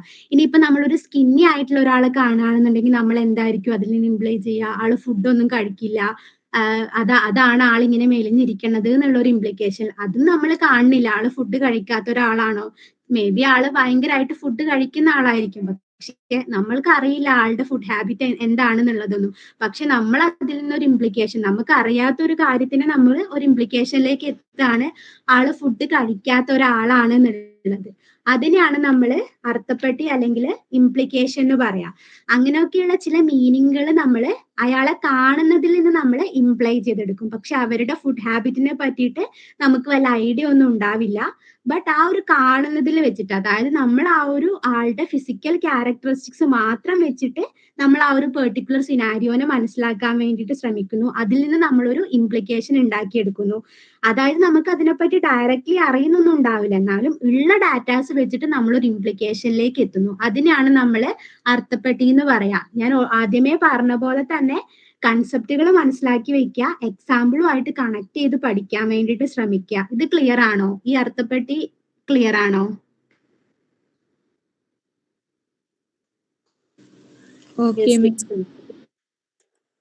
ഓക്കെ, അടുത്തതാണ് അനുപലബ്ധി അല്ലെങ്കിൽ നോൺ അപ്രഹെൻഷൻ. അനുപലബ്ധി means knowledge of non existence, knowing that something is not present because it is not perceived where it should be. അതായത് അനുപലബ്ധി എന്ന് പറയുന്നത് ഒരു വസ്തുവിന്റെ ആബ്സെൻസിനെ പറ്റിയിട്ട് മനസ്സിലാക്കണം എന്നുണ്ടെങ്കിൽ, അതായത് ഒരു വസ്തു അവിടെ ഇല്ലാന്ന് മനസ്സിലാക്കണം എന്നുണ്ടെങ്കിലും നമുക്കൊരു വാലിഡ് സോഴ്സസ് ഓഫ് നോളജ് ആവശ്യമുണ്ട് എന്നാണ് അനുപലബ്ധി പറയുന്നത്. അതായത് ഒരു വസ്തു അവിടെ ഇല്ല, അല്ലെങ്കിൽ ഒരു വസ്തുവിന്റെ ആബ്സെൻസ് നമുക്ക് മനസ്സിലാക്കാൻ വേണ്ടിയിട്ട്, ഒരു കാര്യം അവിടെ ഇല്ല, അവിടെ എക്സിസ്റ്റഡ് അല്ലാന്ന് നമ്മളെ മനസ്സിലാക്കി തരാൻ വേണ്ടിയിട്ട് നമ്മളെ സഹായിക്കുന്ന ഒരു മീൻസ് ഓഫ് നോളജിനെയാണ് നമ്മൾ അനുപലബ്ധി എന്ന് പറയാം. ഇപ്പൊ എക്സാമ്പിൾ ആയിട്ട് പറയുകയാണെന്നുണ്ടെങ്കിൽ, നിങ്ങളുടെ ഒരു സ്റ്റഡി ടേബിൾ ഉണ്ട്, ആ ഒരു സ്റ്റഡി ടേബിളിന്റെ മേലെ എല്ലാ ടൈമും യൂഷ്വലി നിങ്ങൾ വെക്കാറുള്ള ഒരു ബുക്ക് ഉണ്ട്. എന്നും നിങ്ങൾ ആ ഒരു ബുക്ക് അവിടെ കാണാറുണ്ട്. വൺസ് നിങ്ങൾ അവിടെ ആ ഒരു ബുക്ക് കാണുന്നില്ല എന്നുണ്ടെങ്കിൽ നിങ്ങൾ കൺക്ലൂഡ് ചെയ്യുന്ന കാര്യം എന്തായിരിക്കും? ആ ബുക്ക് മിസ്സിംഗ് ആണ്, അത് അവിടെ കാണുന്നില്ല, അത് അവിടെ ആബ്സെന്റ് ആണ് എന്നുള്ള കാര്യം നിങ്ങൾ ആ ഒരു രീതിയിൽ നിങ്ങൾ അതിനെ കൺക്ലൂഡ് ചെയ്യും. അതായത് ഒരു കാര്യത്തിന്റെ അല്ലെങ്കിൽ ഒരു ഒബ്ജക്റ്റിന്റെ നോൺ എക്സിസ്റ്റൻസ്, അതിന്റെ ആബ്സെൻസ് നമ്മളെ മനസ്സിലാക്കി തരാൻ വേണ്ടിയിട്ട് നമ്മളെ സഹായിക്കുന്ന ഒരു മീൻസ് ഓഫ് നോളജിനെയാണ് നമ്മൾ അനുപലബ്ധി അല്ലെങ്കിൽ നോൺ അപ്രഹെൻഷൻ എന്ന് പറയുന്നത്. ക്ലിയർ ആണോ? ഇത് 6 മീൻസ് ഓഫ് പ്രമാണ ക്ലിയർ ആണോ?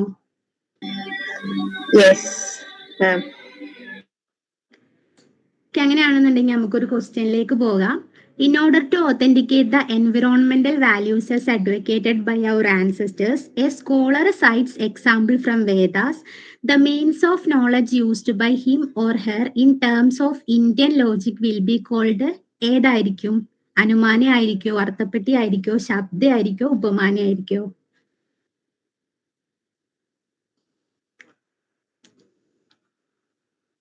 ഏതായിരിക്കും? ശബ്ദ. എന്തുകൊണ്ടാ ശബ്ദ പറഞ്ഞത്? കാരണം ട്രസ്റ്റ് വർത്തിയായിട്ടുള്ള സോഴ്സ് നിന്ന് എടുക്കുന്നുണ്ട്. ഓക്കെ, വേദാസ് കണ്ടത് കൊണ്ടല്ലേ ശബ്ദ? കറക്റ്റ് ആണ്. ഇതിൽ ശബ്ദമാണ് യൂസ് ചെയ്തിട്ടുള്ള മീൻസ് ഓഫ് നോളജ് പറയണത്. സോ നമുക്ക് ഞാൻ ഓൾറെഡി പറഞ്ഞിട്ടുള്ളതായിരുന്നു ഈ ഒരു ടൈപ്സ് ഓഫ് പ്രമാണാസിൽ നമ്മൾ കൂടുതൽ ഡീറ്റെയിൽ ആയിട്ട് നോക്കേണ്ടത് അനുമാന എന്ന് പറയുന്ന പ്രമാണയാണ്. കൂടുതലും നെറ്റിന്റെ പോയിന്റ് ഓഫ് വ്യൂവിൽ വളരെ ഇമ്പോർട്ടന്റ് ആയിട്ടുള്ളതും പ്രീവിയസ്ലി ഒരുപാട് ക്വസ്റ്റ്യൻസുകൾ വന്നിട്ടുള്ളതും റിപ്പീറ്റഡ്ലി പുതിയ പുതിയ കൺസെപ്റ്റുകൾ വന്നുകൊണ്ടിരിക്കുന്നതും ഈ ഒരു അനുമാന എന്ന് പറയുന്ന ഒരു ഏരിയയിൽ നിന്നാണ്. അപ്പൊ നമ്മുടെ ഇവിടുത്തെ സ്റ്റേറ്റ്മെന്റ് എന്ന് പറയുന്നത് the hill is fiery because the hill is smoky. അതായത് ഹില്ലിൽ സ്മോക്ക് കാണുന്നുണ്ട്, അതുകൊണ്ട് അവിടെ ഫയർ ഉണ്ടാവും എന്നുള്ള ഒരു അനുമാനത്തിലാണ് നമ്മൾ നിൽക്കുന്നത്. അപ്പോ ഈ ഒരു അനുമാനേനെ സംബന്ധിച്ചിടത്തോളം ഒരുപാട് ടൈപ്സ് ഓഫ് ടേംസുകൾ ഇതിലുണ്ട്. ഇതിലിപ്പോ ഏതൊക്കെ ടേംസ് ആണുള്ളത്? ഹില്ലുണ്ട്, ഫയർ ഉണ്ട്, സ്മോക്കി ഉണ്ട്. അപ്പോ ഈ ഓരോ ടേമും എന്താണെന്നുള്ളത് നമ്മൾ വളരെ കൃത്യമായിട്ട് മനസ്സിലാക്കേണ്ടതായിട്ടുണ്ട്. ഇപ്പൊ ഇവിടെ ഹില്ല് എന്ന് പറയുന്നത് the hill is fiery because the hill is smoky. ഇതിൽ നമ്മുടെ കൺക്ലൂഷൻ എന്ന് പറയുന്നത് ദ ഹിൽ ഈസ് ഫയറി ആണ്. അതായത് ഹില്ലിൽ സ്മോക്ക് ഉള്ളത് കൊണ്ട് അവിടെ ഫയർ ഉണ്ടാവും എന്നുള്ള കാര്യമാണ് നമ്മൾ കൺക്ലൂഡ് ചെയ്യണത്. അപ്പോ നമ്മുടെ കൺക്ലൂഷന്റെ സബ്ജക്റ്റിനെ വിളിക്കുന്ന പേരാണ് പക്സ എന്നുള്ളത്. ക്ലിയർ ആണോ? നമ്മുടെ കൺക്ലൂഷൻ എന്താണോ അതിന്റെ സബ്ജക്റ്റിനെ നമ്മൾ വിളിക്കുന്നതാണ് പക്സ. ഇവിടെ നമ്മൾക്ക് പക്സ എന്ന് പറയുന്നത് ഹില്ലാണ്.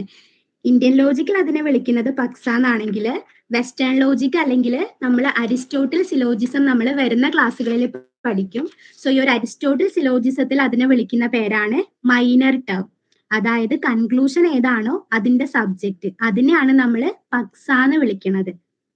ദെൻ അടുത്തതാണ് സാധ്യ. സാധ്യ എന്ന് പറഞ്ഞാല് എന്താ? ഇവിടെ സ്മോക്ക് ഉള്ളത് കൊണ്ട് ഫയർ ഉണ്ടാവും എന്നുള്ള ഒരു സാധ്യതയാണ് നമ്മൾ പറയുന്നത്. അവിടെ സ്മോക്ക് ഉണ്ട്, അതുകൊണ്ട് അവിടെ ഫയർ ഉണ്ടാവാം എന്നുള്ള ഒരു സാധ്യതേനെയാണ് നമ്മൾ പറയുന്നത്. അപ്പൊ സാധ്യ എന്ന് പറയുന്നത് നമ്മുടെ കൺക്ലൂഷൻ എന്താണോ അതിന്റെ പ്രെഡിക്കേറ്റിനെയാണ് നമ്മൾ സാധ്യ എന്ന് വിളിക്കുക.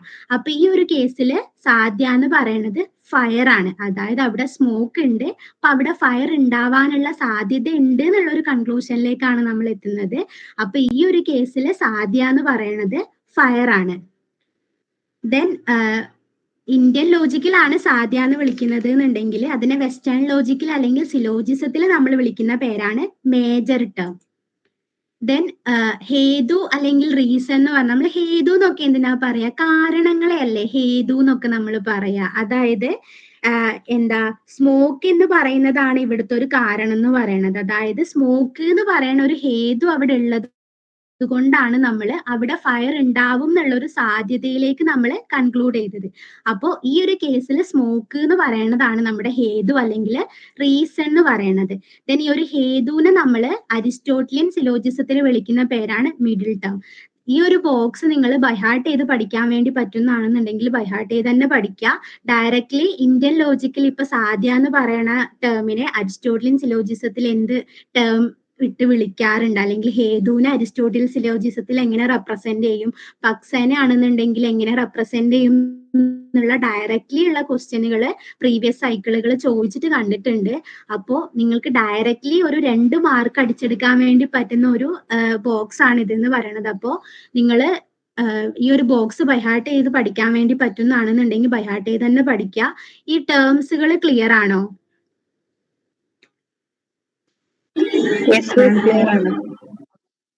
ഓക്കെ, ഇന്ത്യൻ ലോജിക്കിൽ സാധ്യ എന്നാണ് പറയണത് എന്നുണ്ടെങ്കിൽ അരിസ്റ്റോട്ടിയൻ സിലോജിസത്തിൽ നമ്മൾ വിളിക്കുന്ന പേരാണ് മേജർ ടേം. ദെൻ ഹേതു, ലിംഗ, സാധന എന്നുള്ളതിന്റെ അരിസ്റ്റോട്ടിൽ സിലോജിസത്തിൽ റെപ്രസെന്റ് ചെയ്യുന്നത് മിഡിൽ ടേം എന്നാണ്. പക്സ എന്നാണെന്നുണ്ടെങ്കിൽ മൈനർ ടേം എന്നാണ് റെപ്രസെന്റ് ചെയ്യുന്നത്. ഓക്കെ, ദെൻ ഈ ഒരു ന്യായ സ്കൂൾ ഓഫ് ഫിലോസഫിയിലാണ് നമ്മുടെ ഇന്ത്യൻ ലോജിക്ക് വരുന്നത്. അതൊന്ന് ഓർത്തിരിക്കുക. ന്യായ സ്കൂൾ ഓഫ് ഫിലോസഫിയിലാണ് നമ്മുടെ ഇന്ത്യൻ ലോജിക്ക് വരുന്നത്. ദെൻ അതുപോലെ തന്നെ നമ്മുടെ അനുമാനയില് മറ്റൊരു ഇമ്പോർട്ടന്റ് ആയിട്ടുള്ള കൺസെപ്റ്റ് ആണ് വ്യാപ്തി എന്ന് പറയുന്നത്. വ്യാപ്തി is the unbreakable connection between the reason, ഹേതു and what you want to prove. എന്താണോ നിങ്ങൾക്ക് പ്രൂവ് ചെയ്യാനുള്ളത്, എന്താണോ അതിന്റെ കോസ്, അല്ലെങ്കിൽ എന്താണോ അതിന്റെ റീസൺ, എന്താണോ അതിന്റെ ഹേതു, ആ ഒരു ഹേതുവും സാധ്യയും തമ്മിലുള്ള ഒരു ഇൻവേരിയബിൾ ആയിട്ടുള്ള ഒരു കൺകമ്മിറ്റൻസ്, അല്ലെങ്കിൽ ആ ഒരു യൂണിവേഴ്സൽ ആയിട്ടുള്ള ആ ഒരു കണക്ഷനെ വിളിക്കുന്ന പേരാണ് വ്യാപ്തി. ഇപ്പൊ നമ്മുടെ എക്സാമ്പിൾ നോക്കുകയാണെന്നുണ്ടെങ്കിൽ the hill is fiery because the hill is smoky എന്നുള്ളതാണ് നമ്മുടെ ഒരു പെർട്ടിക്കുലർ സിനാരിയോ എന്ന് പറയുന്നത്. അതിൽ സാധ്യ എന്ന് പറയുന്നത് ഫയർ ആണ്, ഹേതു എന്ന് പറയുന്നത് സ്മോക്ക് ആണ്. അപ്പോ ഇത് തമ്മിലൊരു ഇൻവേരിയബിൾ ആയിട്ടുള്ള ഒരു കൺകമ്മിറ്റൻസ് ഉണ്ട്. സ്മോക്ക് കണ്ടപ്പോഴാണ് നമ്മൾ അവിടെ ഫയർ ഉണ്ട് എന്നുള്ള കാര്യം ഇൻഫർ ചെയ്യുന്നത്. അപ്പൊ അതിനുള്ള കാരണം എന്താ?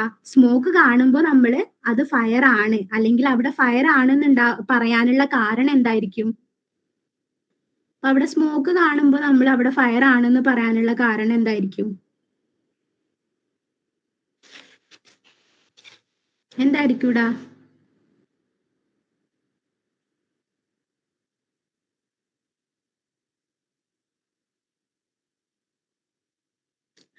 അങ്ങനെ ഒരു ഐഡിയ നമ്മുടെ മനസ്സിലുണ്ട് അല്ലേ? അതായത് എവിടെയെങ്കിലും സ്മോക്ക് കാണുകയാണെന്നുണ്ടെങ്കിൽ ഫയർ ഉള്ളത് കൊണ്ടാണ് അവിടെ സ്മോക്ക് കാണുന്നത്, അല്ലെങ്കിൽ സ്മോക്ക് ഉണ്ട് എന്നുണ്ടെങ്കിൽ അവിടെ ഫയർ ഉണ്ട്, ഫയർ ഉണ്ട് എന്നുണ്ടെങ്കിൽ അവിടെ സ്മോക്ക് ഉണ്ട് എന്നുള്ള ഒരു ഐഡിയ യൂഷ്വലി നമ്മൾ മുന്നേ എക്സ്പീരിയൻസ് ചെയ്തിട്ടുണ്ട്. അല്ലെങ്കിൽ എവിടെയെങ്കിലും സ്മോക്ക് ഉണ്ട് എന്നുണ്ടെങ്കിൽ അവിടെയെല്ലാം ഫയർ ഉണ്ട് എന്നുള്ള ഒരു കൺസെപ്റ്റ് നമ്മുടെ ഉള്ളിലുണ്ട്. അതുകൊണ്ടാണ് നമ്മൾ ഫയറിന്റെ പ്രസൻസ് ഉള്ളിടത്ത്, അല്ലെങ്കിൽ നമ്മൾ സ്മോക്കിന്റെ പ്രസൻസ് ഉള്ളിടത്ത് നമ്മൾ അവിടെ ഫയർ ഉണ്ട് എന്ന് ഇൻഫർ ചെയ്തെടുക്കുന്നത്.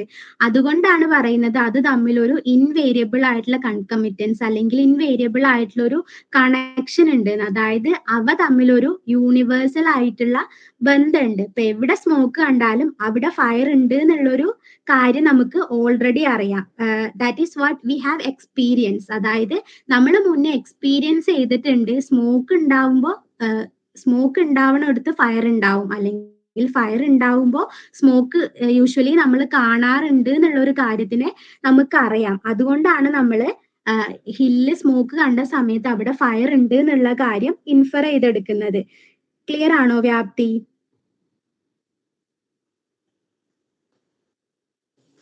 അതായത് ഓക്കെ, ഈ ഒരു ഫയറും സ്മോക്കും, അല്ലെങ്കിൽ നമുക്ക് ഇങ്ങനെ പറയാം, മിഡിൽ ടേം അല്ലെങ്കിൽ നമ്മുടെ ഹേതുവും നമ്മുടെ മേജർ ടേമും അല്ലെങ്കിൽ സാധ്യയും തമ്മിൽ ഒരു റിലേഷൻഷിപ്പ് ഉണ്ട്. അതായത് യൂണിവേഴ്സൽ ആയിട്ടുള്ള റിലേഷൻഷിപ്പ് ഉണ്ട്. ആ ഒരു റിലേഷൻഷിപ്പിനെയാണ് നമ്മൾ വ്യാപ്തി എന്ന് പറയണത്.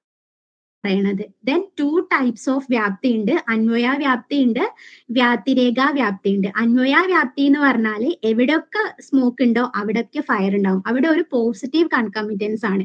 ഏതുണ്ടോ അവിടെ സാധ്യത ഉണ്ടാവും എന്നുള്ളൊരു പോസിറ്റീവ് കൺകമ്മിറ്റൻസിനെ റെപ്രസെന്റ് ചെയ്യുന്നതിനെയാണ് നമ്മൾ അന്വയ വ്യാപ്തി എന്ന് പറയാ. എന്നാൽ വ്യാതിരേഖ വ്യാപ്തി എന്ന് പറഞ്ഞാൽ ഒരു നെഗറ്റീവ് കൺകമ്മിറ്റൻസ് ആണ്. അതായത് ഫയർ ഉണ്ടോ, ഫയർ ഇല്ലാന്നുണ്ടെങ്കിൽ അവിടെ സ്മോക്ക് ഉണ്ടാവില്ല, അല്ലെങ്കിൽ സ്മോക്ക് ഇല്ലാന്നുണ്ടെങ്കിൽ അവിടെ ഫയർ ഉണ്ടാവില്ല എന്നുള്ളൊരു നെഗറ്റീവ് കൺകമ്മിറ്റൻസ്. ഹേതുവും സാധ്യയും ഉണ്ടാവില്ല എന്നുള്ളൊരു ഹേതു ഇല്ലാന്നുണ്ടെങ്കിൽ അവിടെ സാധ്യയും ഉണ്ടാവില്ല എന്നുള്ളൊരു നെഗറ്റീവ് കൺകമ്മിറ്റൻസിനെ വിളിക്കുന്നതിനെയാണ് നമ്മൾ വ്യാതിരേഖ വ്യാപ്തി എന്ന് പറയുന്നത്. അപ്പൊ നമുക്കൊരു ക്വസ്റ്റ്യൻ നോക്കാം. Whenever there is smoke, there is fire. There is smoke in Mr. Verma's chamber. There must be fire in Mr. Verma's chamber. In accordance with Indian logic, this is an example of എവിടെയൊക്കെ പുകയുണ്ടോ അവിടെയൊക്കെ തീ ഉണ്ടാവാറുണ്ട്. അപ്പോ വർമ്മയുടെ ചേംബറിൽ പുകയുണ്ട്, അപ്പൊ അവിടെ ഫയറും ഉണ്ടാവും എന്നാണ് ഇവിടുത്തെ സെന്റൻസ് സൂചിപ്പിക്കുന്നത്.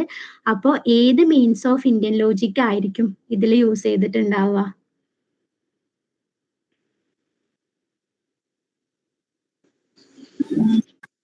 വ്യാപ്തി. കറക്റ്റ് ആണ്. ഇവിടെ വ്യാപ്തിയാണ് ആൻസർ ആയിട്ട് വരുന്നത്. ദെൻ ഒരു ക്വസ്റ്റ്യൻ കൂടെ നമുക്ക് നോക്കാം. ദ ടേം പക്സ according to classical school of logic refers to which of the following terms in the process of inference? Major term ആണോ, അൺഡിഫൈൻഡ് ടേം ആണോ, മൈനർ ടേം ആണോ, മിഡിൽ ടേം ആണോ? നമ്മൾ നേരത്തെ പറഞ്ഞ ആ ഒരു ബോക്സ് മൈൻഡിലേക്ക് കൊണ്ടുവരിക. ഇതൊക്കെ പ്രീവിയസ്ലി ചോദിച്ചിട്ടുള്ള ക്വസ്റ്റ്യൻസ് ആട്ടോ. ഏതാ? Minor term. കറക്റ്റ് ആണ്, മൈനർ ടേം ആണ്. ഇന്ത്യൻ സ്കൂൾ ഓഫ് ലോജിക്കില് പക്സ കൊണ്ട് റെപ്രസെന്റ് ചെയ്യണത് വെസ്റ്റേൺ ലോജിക്കില് മൈനർ ടേം ആണ്. അപ്പൊ നിങ്ങൾ ആ ഒരു ബോക്സ് ബൈഹാർട്ട് പഠിക്കാൻ വേണ്ടിയിട്ട് ശ്രദ്ധിക്കാട്ടോ. ദെൻ അടുത്തതാണ് ടൈപ്സ് ഓഫ് അനുമാന. ടൈപ്സ് ഓഫ് അനുമാനയെ നമ്മൾക്ക് അക്കോർഡിംഗ് ടു പേർപ്പസ് അതിന്റെ ബേസിൽ നമുക്ക് രണ്ടായിട്ട് ക്ലാസിഫൈ ചെയ്യാം. അതാണ് സ്വാർത്ഥ അനുമാന ആൻഡ് രണ്ടാമത്തേതാണ് പരാർത്ഥ അനുമാന. അപ്പൊ ഞാൻ ഓൾറെഡി പറഞ്ഞിട്ടുള്ളതാണ് പ്രമാണാസിൽ നിന്ന് അതില് അനുമാന അല്ലെങ്കിൽ ഇൻഫറൻസിൽ നിന്ന് നമ്മൾ കുറച്ചുകൂടി സ്ട്രെസ് ചെയ്ത് പഠിക്കേണ്ട ഒരു ഏരിയ ആണെന്നും അതിൽ നമ്മൾ സ്ട്രക്ചർ ഓഫ് അനുമാന എന്താണെന്ന് കാണും. ദെൻ ഇനി നമ്മൾ ഡിസ്കസ് ചെയ്യാൻ പോകുന്നതാണ് ടൈപ്സ് ഓഫ് അനുമാന. ടൈപ്സ് ഓഫ് അനുമാനയിൽ തന്നെ നമ്മൾ അക്കോർഡിംഗ് ടു പേർപ്പസ് എന്നുള്ള ഒരു കാറ്റഗറീന്റെ അണ്ടറിലാണ് ഈ ഒരു സ്വാർത്ഥ അനുമാന അല്ലെങ്കിൽ പരാർത്ഥ അനുമാന പഠിക്കുന്നത്. അതില് സ്വാർത്ഥ അനുമാന എന്ന് പറഞ്ഞാല് this is the type of inference used by an individual in their own thinking process. Inference for oneself, അതായത് നമ്മളെ തന്നെ കൺവിൻസ് ചെയ്യാൻ വേണ്ടിയിട്ട് നമ്മൾ ഉപയോഗിക്കുന്ന അല്ലെങ്കിൽ വൺസ് ഓൺ കൺവിക്ഷൻ, നമ്മളെ തന്നെ കൺവിക്ട് ചെയ്യാൻ വേണ്ടിയിട്ട് നമ്മൾ ഉപയോഗിക്കുന്ന അനുമാനേനെയാണ് നമ്മൾ സ്വാർത്ഥ അനുമാന എന്ന് പറയുന്നത്. ഇതിൽ നമ്മൾ വെർബലി അതിനെ എക്സ്പ്രസ് ചെയ്യേണ്ട ആവശ്യമൊന്നുമില്ല. അപ്പൊ നമ്മളൊരു സ്മോക്ക് കാണുകയാണ്, നമ്മൾ തന്നെ അതിനെ ഇൻഫർ ചെയ്യാണ് അത് ഫയർ ഉള്ളത് കൊണ്ടാണ് അവിടെ സ്മോക്ക് കാണുന്നത് എന്നുള്ളത്. അത് വെർബലി എക്സ്പ്രസ് ചെയ്യേണ്ട ആവശ്യമൊന്നുമില്ല. നമ്മളെ തന്നെ കൺവിൻസ് ചെയ്യാൻ വേണ്ടിയിട്ട് ഉപയോഗിക്കുന്നതിനെയാണ് സ്വാർത്ഥാനുമാന എന്ന് പറയുന്നത്. ദെൻ നെക്സ്റ്റ് വൺ ആണ് പരാർത്ഥാനുമാന, ഇൻഫറൻസ് ഫോർ അതേഴ്സ്. അതായത് പരാർത്ഥാനുമാന എന്ന് പറഞ്ഞാല് നമ്മൾ മറ്റൊരാളെ കൺവിൻസ് ചെയ്യാൻ വേണ്ടിയിട്ട്, അതായത് നമ്മളൊരു കാര്യം മറ്റൊരാളെ പറഞ്ഞ് മനസ്സിലാക്കി കൊടുക്കാൻ വേണ്ടിയിട്ട് നമ്മൾ യൂസ് ചെയ്യുന്നതിനെയാണ് പരാർത്ഥാനുമാന എന്ന് പറയുന്നത്. ഇപ്പൊ പരാർത്ഥാനുമാനയില് നമ്മള് 5 മീൻസ് ഓഫ് സിലോജിസം അല്ലെങ്കിൽ 5 മെമ്പേഴ്സ് ഓഫ് സിലോജിസം, 5 സ്റ്റെപ്പ് വഴിയാണ് നമ്മൾ ആ ഒരു മറ്റുള്ളവരെ കൺവിൻസ് ചെയ്ത് കൊടുക്കുന്നത്. അതായത് അപ്പൊ ഈ സമയത്ത് നമുക്കത് വെർബലി എക്സ്പ്രസ് ചെയ്യേണ്ടതായിട്ട് വരും. കാരണം നമ്മളെ കൺവിൻസ് ചെയ്യണതല്ല, നമ്മൾ മറ്റൊരാൾക്ക് കൺവിൻസ് ചെയ്ത് കൊടുക്കുന്ന സമയത്ത് അവിടെ ഹില്ലിൽ സ്മോക്ക് കാണുകയാണ്, അപ്പൊ അവിടെ ഫയർ ഉണ്ട് എന്നുള്ള കാര്യം നമ്മൾ മറ്റൊരാൾക്ക് എക്സ്പ്ലെയിൻ ചെയ്ത് വിത്ത് എക്സാമ്പിൾ സഹിതം നമ്മൾ പറഞ്ഞു കൊടുത്ത് അത് പ്രൂവ് ചെയ്ത് കൊടുക്കുക ചെയ്യണത്. അപ്പൊ അവിടെ നമുക്ക് വെർബലി എക്സ്പ്ലെയിൻ ചെയ്ത് കൊടുക്കേണ്ടി വരും. അതിനെയാണ് നമ്മൾ പരാർത്ഥാനുമാന എന്ന് പറയണത്. അതായത് നമ്മൾ മറ്റൊരാളെ കൺവിൻസ് ചെയ്യാൻ വേണ്ടിയിട്ട് ആ ഒരു കാര്യത്തിനെ പറ്റി മനസ്സിലാക്കി കൊടുക്കാൻ വേണ്ടിയിട്ട് എക്സ്പ്ലെയിൻ ചെയ്ത് മനസ്സിലാക്കി കൊടുക്കുന്നതിനെയാണ് നമ്മൾ പരാർത്ഥാനുമാന എന്ന് പറയുന്നതെങ്കിൽ, സ്വാർത്ഥാനുമാന എന്ന് പറഞ്ഞാല് നമ്മളെ തന്നെ കൺവിൻസ് ചെയ്യാൻ വേണ്ടിയിട്ട് യൂസ് ചെയ്യുന്നതിനെയാണ് സ്വാർത്ഥാനുമാന എന്ന് പറയുന്നത്. അപ്പോ ഞാൻ ഓൾറെഡി പറഞ്ഞു, നമ്മൾ ഈ ഒരു പരാർത്ഥാനുമാനയില് ഈ ഒരു 5 members of syllogism, 5 members syllogism വഴിയാണ് നമ്മൾ ആ ഒരു കാര്യത്തിനെ എക്സ്പ്ലെയിൻ ചെയ്ത് പ്രൂവ് ചെയ്ത് പറഞ്ഞ് മനസ്സിലാക്കി കൊടുക്കുന്നത്. ആ ഒരു 5 മെമ്പേഴ്സ് സിലോജിസം ആണ് പ്രതിജ്ഞ അല്ലെങ്കിൽ പ്രപ്പോസിഷൻ, ഹേതു അല്ലെങ്കിൽ റീസൺ, ഉദാഹരണ ഓർ ഇല്ലസ്ട്രേഷൻ, ഉപനയ ഓർ ആപ്ലിക്കേഷൻ, നിഗമന ഓർ കൺക്ലൂഷൻ. ഇതിൽ പ്രതിജ്ഞ എന്ന് പറഞ്ഞാല് നമ്മൾക്ക് പ്രൂവ് ചെയ്യേണ്ട സ്റ്റേറ്റ്മെന്റ്. ഈ ഒരു പെർട്ടിക്കുലർ കോണ്ടെക്സ്റ്റിൽ നമുക്ക് പ്രൂവ് ചെയ്യേണ്ട സ്റ്റേറ്റ്മെന്റ് എന്താ? ഹില്ലില് ഫയർ ഉണ്ട്, the hill is on fire. ആ ഹില്ലില് തീ പിടിച്ചിട്ടുണ്ട് എന്നുള്ള കാര്യമാണ് നമുക്ക് പ്രൂവ് ചെയ്ത് കൊടുക്കേണ്ട സ്റ്റേറ്റ്മെന്റ് എന്ന് പറയുന്നത്. ദെൻ രണ്ടാമത്തേതാണ് ഹേതു അല്ലെങ്കിൽ റീസൺ. എന്തുകൊണ്ടാണ് നമ്മൾ അവിടെ ഹില്ലിൽ തീ ഉണ്ട് എന്നുള്ള ഒരു കാര്യത്തിലേക്ക് ആ ഒരു കൺക്ലൂഷനിലേക്ക് എത്തിയിട്ടുള്ളത്? എന്താണ് നമ്മുടെ റീസൺ അല്ലെങ്കിൽ കോസ് എന്ന് പറയുന്നത്? സ്മോക്ക് ആണ് അല്ലെ.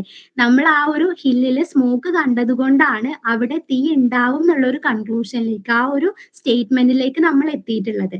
അപ്പൊ ഈ ഒരു കേസിൽ ഹേതു അല്ലെങ്കിൽ റീസൺ എന്ന് പറയുന്നത് സ്മോക്ക് ആണ്.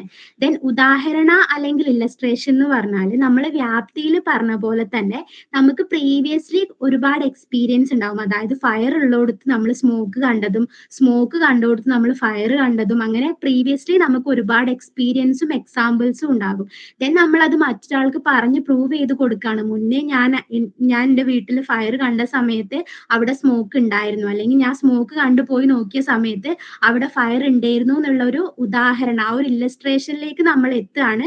ദെൻ ആ ഒരു പെർട്ടിക്കുലർ ഉദാഹരണത്തിന് നമ്മൾ ഉപനയ അല്ലെങ്കിൽ അപ്ലൈ ചെയ്യാണ് ഈ ഒരു കോണ്ടെക്സ്റ്റിലേക്ക്. അതായത് ഹില്ലിൽ ഫയർ സ്മോക്ക് കാണുന്ന ആ ഒരു കോണ്ടെക്സ്റ്റിലേക്ക് നമ്മൾ പ്രീവിയസ്ലി നമ്മൾ കണ്ടിട്ടുള്ള ആ ഒരു ഉദാഹരണത്തിന് അല്ലെങ്കിൽ ആ ഒരു ഇല്ലസ്ട്രേഷൻ, ആ ഒരു എക്സാമ്പിളിനെ നമ്മൾ അപ്ലൈ ചെയ്യാണ്. ദെൻ നമ്മൾ അറ്റ് ലാസ്റ്റ് ഒരു നിഗമനം അല്ലെങ്കിൽ ഒരു കൺക്ലൂഷനിലേക്ക് എത്തുന്നു.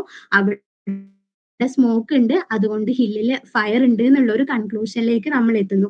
അതാണ് ഈ 5 മെമ്പേർഡ് സിലോജിസം എന്ന് പറയുന്നത്. പ്രതിജ്ഞ അല്ലെങ്കിൽ പ്രപ്പോസിഷൻ ഏത് സ്റ്റേറ്റ്മെന്റ് ആണോ നമുക്ക് പ്രൂവ് ചെയ്യേണ്ടത്, ഹേതു അല്ലെങ്കിൽ റീസൺ എന്ന് പറയുമ്പോൾ ആ ഒരു പ്രപ്പോസിഷനിലേക്ക് നമ്മളെ നയിച്ച ആ ഒരു റീസൺ എന്താണ്, ഉദാഹരണം അല്ലെങ്കിൽ ഇല്ലസ്ട്രേഷൻ എന്ന് പറഞ്ഞാൽ പ്രീവിയസ്ലി നമുക്ക് ആ ഒരു കാര്യമായിട്ട് ഉണ്ടായിട്ടുള്ള എക്സാമ്പിൾസോ അല്ലെങ്കിൽ എക്സ്പീരിയൻസോ എന്തൊക്കെയാണ്, ആ ഉദാഹരണങ്ങൾ എന്തൊക്കെയാണ്. ദെൻ ഉപനയ ഓർ അപ്ലിക്കേഷൻ എന്ന് പറഞ്ഞാൽ ഈ പ്രീവിയസ്ലി നമുക്ക് ഉണ്ടായ എക്സ്പീരിയൻസുകളെ ഈ ഒരു കോണ്ടെക്സ്റ്റിലേക്ക് നമ്മൾ ഇപ്പൊ നമ്മൾ അനുഭവിച്ചുകൊണ്ടിരിക്കുന്ന അല്ലെങ്കിൽ നമ്മൾ കാണുന്ന ആ ഒരു സിനാരിയോയിലേക്ക് നമ്മൾ അപ്ലൈ ചെയ്യാണ്. ദെൻ നിഗമന ഓർ കൺക്ലൂഷൻ എന്ന് പറഞ്ഞാൽ അറ്റ് ലാസ്റ്റ് നമ്മൾ ഒരു കൺക്ലൂഷനിലേക്ക് എത്താണ്. ഇത് ക്ലിയർ ആണോ? Yes, ma'am. ഓക്കെ, ഇനി നമുക്ക് according to causal relation and non causal യൂണിഫോമിറ്റിന്റെ ബേസിൽ 3ആയിട്ട് അനുമാനേനെ ക്ലാസിഫൈ ചെയ്യാം. ഫസ്റ്റ് വൺ ആണ് പൂർവത്വ അനുമാന അല്ലെങ്കിൽ പൂർവാപത് അനുമാന. രണ്ടാമത്തേതാണ് ശേശ്വത് അനുമാന അല്ലെങ്കിൽ ശേഷാവത് അനുമാന. ദെൻ സമന്യാത്തോ ദൃഷ്ട അനുമാന, സമന്യാത്തോ ദൃഷ്ട അനുമാന. അതില് പൂർവത്വ അനുമാന എന്ന് പറയുമ്പോൾ നമ്മൾക്ക് അവിടെ inference where the cause is known and the effect is inferred. ഇവിടെ നമ്മൾക്ക് നോൺ ആയിട്ട് ഉള്ളത്, നമുക്ക് അറിയുന്നത് അതിന്റെ കോസ് ആയിരിക്കും. എഫക്റ്റ് എന്ന് പറയുന്ന കാര്യം അൺനോൺ ആയിരിക്കും. അപ്പോൾ ഈ പൂർവാവത്ത് അനുമാനയിൽ നമ്മൾ മുന്നേ, അതായത് ആ ഒരു എഫക്റ്റ് ഉണ്ടാവുന്നതിന് മുന്നേ ആ ഒരു കോസിൽ നിന്നായിരിക്കും നമ്മൾ എഫക്റ്റ് എന്താണെന്ന് ഐഡന്റിഫൈ ചെയ്യുക. ഇപ്പൊ എക്സാമ്പിൾ പറയുകയാണെന്നുണ്ടെങ്കിൽ നമ്മൾ പുറത്തിറങ്ങുന്ന സമയത്ത് നമ്മൾ മഴക്കാറ് കാണുകയാണ്, ആകാശമൊക്കെ ആകെ ഇരുണ്ട് മൂടി ഇടിയും മിന്നലൊക്കെ കാണുകയാണ്. അപ്പൊ നമ്മൾ എന്തായിരിക്കും ഇൻഫർ ചെയ്യുക? മഴ പെയ്യാൻ ചാൻസ് ഉണ്ട്. ഓക്കെ, അവിടെ മഴ പെയ്യാൻ ചാൻസ് ഉണ്ട് എന്നുള്ളതാണ് നമ്മുടെ എഫക്റ്റ് എന്ന് പറയുന്നത്. എഫക്റ്റ് സംഭവിച്ചിട്ടില്ല, എഫക്റ്റ് വരാൻ പോകുന്നതേ ഉള്ളൂ. അപ്പൊ അത് അൺനോൺ ആണ്. ബട്ട് അവിടെ കോസ് ആയിട്ടുള്ളതാണ് കാർമേഘം മൂടിയിരിക്കുന്നത്. ആ ഒരു നോൺ ആയിട്ടുള്ള കോസിൽ നിന്ന് നമ്മൾ അൺനോൺ ആയിട്ടുള്ള എഫക്റ്റിനെ ഇൻഫർ ചെയ്തെടുക്കുന്നതിനെയാണ് നമ്മൾ പൂർവാവത് അനുമാന എന്ന് പറയുന്നത്. ദെൻ ശേഷാവത് അനുമാന എന്ന് പറയുന്നത് ഇവിടെ എഫക്റ്റ് ഓൾറെഡി നടന്നിട്ടുണ്ടാകും. ഇവിടെ നോൺ ആയിട്ടിരിക്കുന്ന എന്താ, നമുക്ക് അറിയണതായ എഫക്റ്റ് ആയിരിക്കും. എഫക്റ്റ് ഓൾറെഡി നടന്നിട്ടുണ്ടാകും. ആ ഓൾറെഡി നടന്ന നമുക്ക് അറിയുന്ന ആ ഒരു എഫക്റ്റിൽ നിന്ന് നമ്മൾ അതിന്റെ കോസ് എന്തായിരിക്കും എന്ന് ഐഡന്റിഫൈ ചെയ്തെടുക്കുന്നതിനെയാണ് നമ്മൾ ശേഷാവത് അനുമാന എന്ന് പറയുന്നത്. ഇപ്പൊ എക്സാമ്പിൾ പറയുകയാണെന്നുണ്ടെങ്കിൽ ഇപ്പൊ നമ്മുടെ വീടിന്റെ അടുത്തുള്ള പുഴയിൽ ഫ്ലഡ് വരികയാണ്, അല്ലെങ്കിൽ വെള്ളം ഭയങ്കരമായിട്ട് കരകവിഞ്ഞൊഴുകുകയാണ്. അപ്പൊ നമ്മൾ എന്തായിരിക്കും അതിൽ നിന്ന് ഇൻഫർ ചെയ്യുക?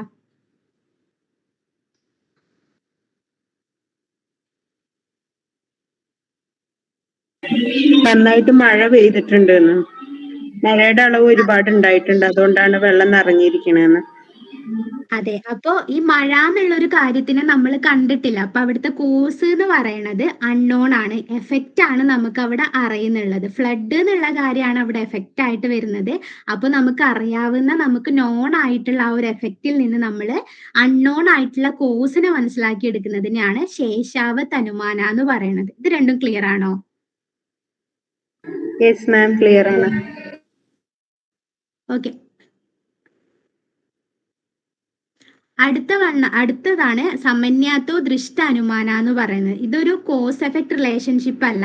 ഇവിടെ നമ്മൾ ചെയ്യുന്നത് എന്താ വെച്ചാല് inference based on general observation of a regular association not involving a clear cause effect relationship. അതായത് ഒരു ക്ലിയർ ആയിട്ടുള്ള കോസ് എഫക്ട് റിലേഷൻഷിപ്പ് എന്നല്ല നമ്മളൊരു കൺക്ലൂഷനിലേക്ക് എത്തുന്നത്. നമുക്ക് ജനറൽ ആയിട്ടുള്ള ചില സിമിലാരിറ്റീസിൽ നിന്നാണ് നമ്മൾ ഒരു കാര്യത്തിനെ ഇൻഫർ ചെയ്തെടുക്കുന്നത്. ഇപ്പൊ എക്സാമ്പിൾ നോക്കുകയാണെന്നുണ്ടെങ്കിൽ seeing an animal with dewlap and inferring it is a cow. അതായത് ഈ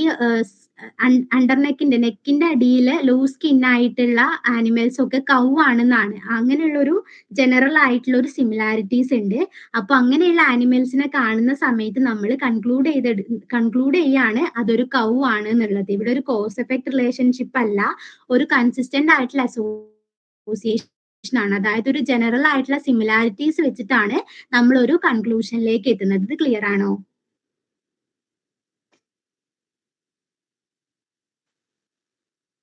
ക്ലിയർ ആണോ ഇത്?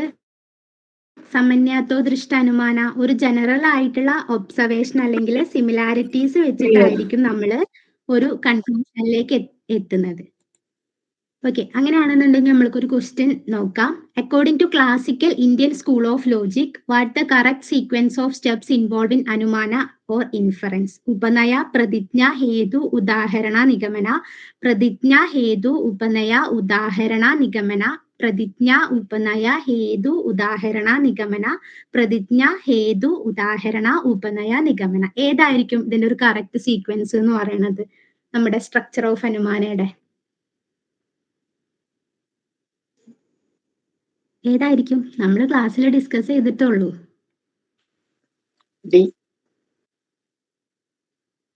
കറക്റ്റ് ആണ്, ഓപ്ഷൻ ഡി ആണ് കറക്റ്റ് ആൻസർ പറയണത്.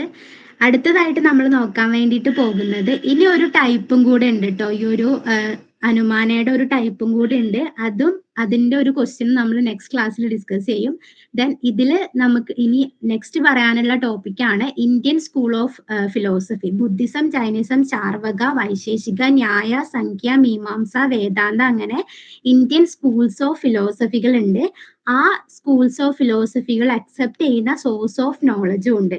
ഈ ഒരു ബോക്സ് നിങ്ങൾ മറ്റേ നേരത്തെ നമ്മൾ ആ ഒരു ബോക്സിന്റെ കേസ് പറഞ്ഞതുപോലെ തന്നെ ഇതും ബൈഹാർട്ട് ചെയ്യാൻ വേണ്ടിയിട്ട് ശ്രദ്ധിക്കുക. ഇതിൽ നിന്നും ഡയറക്ട്ലി ഇപ്പൊ ബുദ്ധിസം അക്സെപ്റ്റ് ചെയ്യുന്ന സോഴ്സ് ഓഫ് നോളജ് ഏതാണ്, അല്ലെങ്കിൽ ജൈനിസം അക്സെപ്റ്റ് ചെയ്യുന്ന സോഴ്സ് ഓഫ് നോളജ് ഏതാണ് എന്നുള്ള രീതിയിൽ പ്രീവിയസ്ലി ക്വസ്റ്റ്യനുകൾ വന്നിട്ട് കണ്ടിട്ടുണ്ട്. സോ ബുദ്ധിസം എന്ന് പറയുന്ന സ്കൂൾസ് ഓഫ് ഫിലോസഫി അക്സെപ്റ്റ് ചെയ്യുന്ന സോഴ്സ് ഓഫ് നോളജ് എന്ന് പറയുന്നത് പ്രത്യക്ഷ ആൻഡ് അനുമാനയാണ്. ജൈനിസം പ്രത്യക്ഷ, അനുമാന ആൻഡ് ശബ്ദയാണ്. ചാർവക എന്ന് പറയുന്ന ഇന്ത്യൻ സ്കൂൾ ഓഫ് ഫിലോസഫി പ്രത്യക്ഷ മാത്രമാണ് അക്സെപ്റ്റ് ചെയ്യുന്നത്. വൈശേഷിക എന്ന് പറയുമ്പോൾ പ്രത്യക്ഷയും അനുമാനയും അക്സെപ്റ്റ് ചെയ്യുന്ന ഒരു സ്കൂൾ ഓഫ് ഫിലോസഫിയാണ്. ദെൻ ന്യായ, പ്രത്യക്ഷ, അനുമാന, ഉപമാന, ശബ്ദ, ഈ 4 സോഴ്സ് ഓഫ് നോളജും അക്സെപ്റ്റ് ചെയ്യുന്നുണ്ട്. സംഖ്യ ആണെന്നുണ്ടെങ്കിൽ പ്രത്യക്ഷ, അനുമാന, ശബ്ദ മാത്രമേ അക്സെപ്റ്റ് ചെയ്യുന്നുള്ളൂ. ദെൻ മീമാംസയും വേദാന്തയും ഈ 6 മീൻസ് ഓഫ് പ്രമാണാസും അക്സെപ്റ്റ് ചെയ്യുന്നുണ്ട്. അപ്പൊ ഈ ഒരു ബോക്സ് ഓർത്തിരിക്കുക. പറ്റുന്നുണ്ടെങ്കിൽ ഇത് ബൈഹാർട്ട് ചെയ്ത് പഠിക്കാൻ വേണ്ടിയിട്ട് ശ്രദ്ധിക്കുക. then ഒരു ക്വസ്റ്റ്യൻ നോക്കാം. which of the following pramanas are accepted by Vaisheshika philosophy? പ്രത്യക്ഷ, അനുമാന, ശബ്ദ, ഉപമാന, അർത്ഥപ്പെട്ടി, അനുപലത്തി.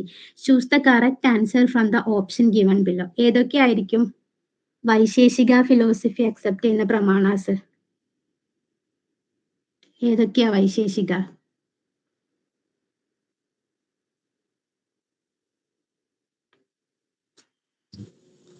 പ്രത്യക്ഷ, അനുമാന. അപ്പൊ ആൻസർ ഏതായിരിക്കും? A and B. Option 1. Option 1 ആണ് കറക്റ്റ് ആൻസർ. അപ്പോൾ നമ്മൾ ഓൾറെഡി പറഞ്ഞതുപോലെ തന്നെ ഇതിലുള്ള കൺസെപ്റ്റുകളും പേരും ബൈഹാർട്ട് ചെയ്ത് പഠിക്കാൻ വേണ്ടിയിട്ട് ശ്രദ്ധിക്കുക. കൺസെപ്റ്റുകൾ പഠിക്കുന്ന സമയത്ത് നമ്മൾ ക്ലാസ്സിൽ ഡിസ്കസ് ചെയ്തിട്ടുള്ള എക്സാമ്പിൾസുകൾ കൂടെ കൂടുതൽ കണക്ട് ചെയ്തിട്ട് പഠിക്കാൻ വേണ്ടിയിട്ട് ശ്രദ്ധിക്കുക. കൂടുതലും നമ്മൾ അങ്ങനെ എക്സാമ്പിൾസ് വെച്ചിട്ട് ഇത് ഏത് ടൈപ്സ് ഓഫ് പ്രമാണാസ് ആണ് ഇവിടെ യൂസ് ചെയ്തിട്ടുള്ളത്, അല്ലെങ്കിൽ ഏത് മീൻസ് ഓഫ് പ്രമാണാസ് ആണ് ഇവിടെ യൂസ് ചെയ്തിട്ടുള്ളത് എന്നുള്ള രീതിയിൽ പ്രീവിയസ്ലി ഒരുപാട് ക്വസ്റ്റ്യനുകൾ ചോദിച്ച് കണ്ടിട്ടുണ്ട്. ഇനി ഒരു ടൈപ്പ് ഓഫ് അനുമാന കൂടെ നമ്മൾ ഡിസ്കസ് ചെയ്യാൻ വേണ്ടിയിട്ടുണ്ട്. അത് നമ്മൾ വരും ക്ലാസ്സുകളിൽ ഡിസ്കസ് ചെയ്യും. അതുപോലെ നമ്മൾ വെസ്റ്റേൺ ലോജിക്കില് ഫാലസീസ് പറയണത് പോലെ തന്നെ നമ്മൾ ഇന്ത്യൻ ലോജിക്കിലും നമ്മൾക്ക് ഹെത്തോബാസാസ് പഠിക്കാൻ വേണ്ടിയിട്ടുണ്ട്. ആ ഒരു ഏരിയയും കൂടി കവർ ചെയ്യുകയാണെന്നുണ്ടെങ്കിൽ നമ്മുടെ ഈ ഒരു ഇന്ത്യൻ ലോജിക്ക് എന്ന് പറഞ്ഞിട്ടുള്ള ഒരു കൺസെപ്റ്റ് ഫുള്ളാവും. പിന്നെ നമ്മൾ നോക്കാൻ പോകുന്നത് വെസ്റ്റേൺ ലോജിക് ആയിരിക്കും. വെസ്റ്റേൺ ലോജിക്കിൽ ഇൻഡക്റ്റീവ് ആൻഡ് ഡിഡക്റ്റീവ് റീസണിങ് നോക്കാനുണ്ട്, സിലോജിസം നോക്കാനുണ്ട്, കാറ്റഗോറിക്കൽ പ്രൊപ്പോസിഷൻ നോക്കാനുണ്ട്, സ്ക്വയർ ഓഫ് അപ്പോസിഷൻ നോക്കാനുണ്ട്, ഡിഫറെന്റ് ടൈപ്സ് ഓഫ് ഫാലസീസ് ഉണ്ട്. ഇപ്പോൾ ഇന്ത്യൻ ലോജിക്കിന്റെ കേസിൽ ഹെത്തോബാസാസ് പറയണ പോലെ തന്നെ പ്രീവിയസ് സൈക്കിളുകൾ റിപ്പീറ്റഡ്ലി ചോദിച്ചുകൊണ്ടിരിക്കുന്ന ഒരു ഏരിയ ആണ് വെസ്റ്റേൺ ലോജിക്കിൽ ഫാലസീസ് എന്ന് പറയുന്നത്. അത് ഓരോ സൈക്കിൾ കഴിയുമ്പോഴും പുതിയ പുതിയ ഫാലസീസ് NTA കണ്ടെത്തിയിട്ടാണ് പുതിയ ഫാലസീസ് ആണ് അവർ ചോദിക്കാറുള്ളത്. സോ നമ്മൾ ഇതുവരെ ചോദിച്ചിട്ടുള്ള ഫാലസീസുകളൊക്കെ ഡിസ്കസ് ചെയ്യും. അപ്പൊ നിങ്ങൾ ചെയ്യാൻ വേണ്ടിയിട്ടുള്ള കാര്യം എന്താ വെച്ചാൽ അത് കൂടാതെ നിങ്ങൾക്ക് ബാക്കി റെഫർ ചെയ്യാൻ വേണ്ടിയിട്ട് പറ്റുന്നതാണെന്നുണ്ടെങ്കിൽ ഫാലസീസിന്റെ കാര്യത്തിലും ഹെത്തോബാസാസിന്റെ കാര്യത്തിലും നിങ്ങളൊന്ന് റെഫർ ചെയ്യുക. നമ്മൾ ഇന്നെടുത്ത ടോപ്പിക്കുകളിൽ ഏതെങ്കിലും ഡൗട്ട് ഉണ്ടോ? ക്ലിയർ ആണോ?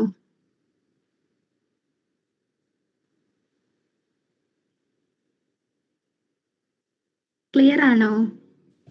ക്ലിയർ ആണ്. ഓക്കെ, നമ്മൾ വൈൻഡപ്പ് ചെയ്യല്ലേ?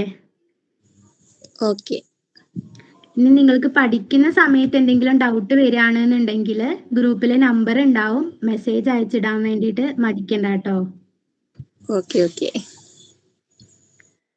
അപ്പോൾ okay, good night. Good night മാം.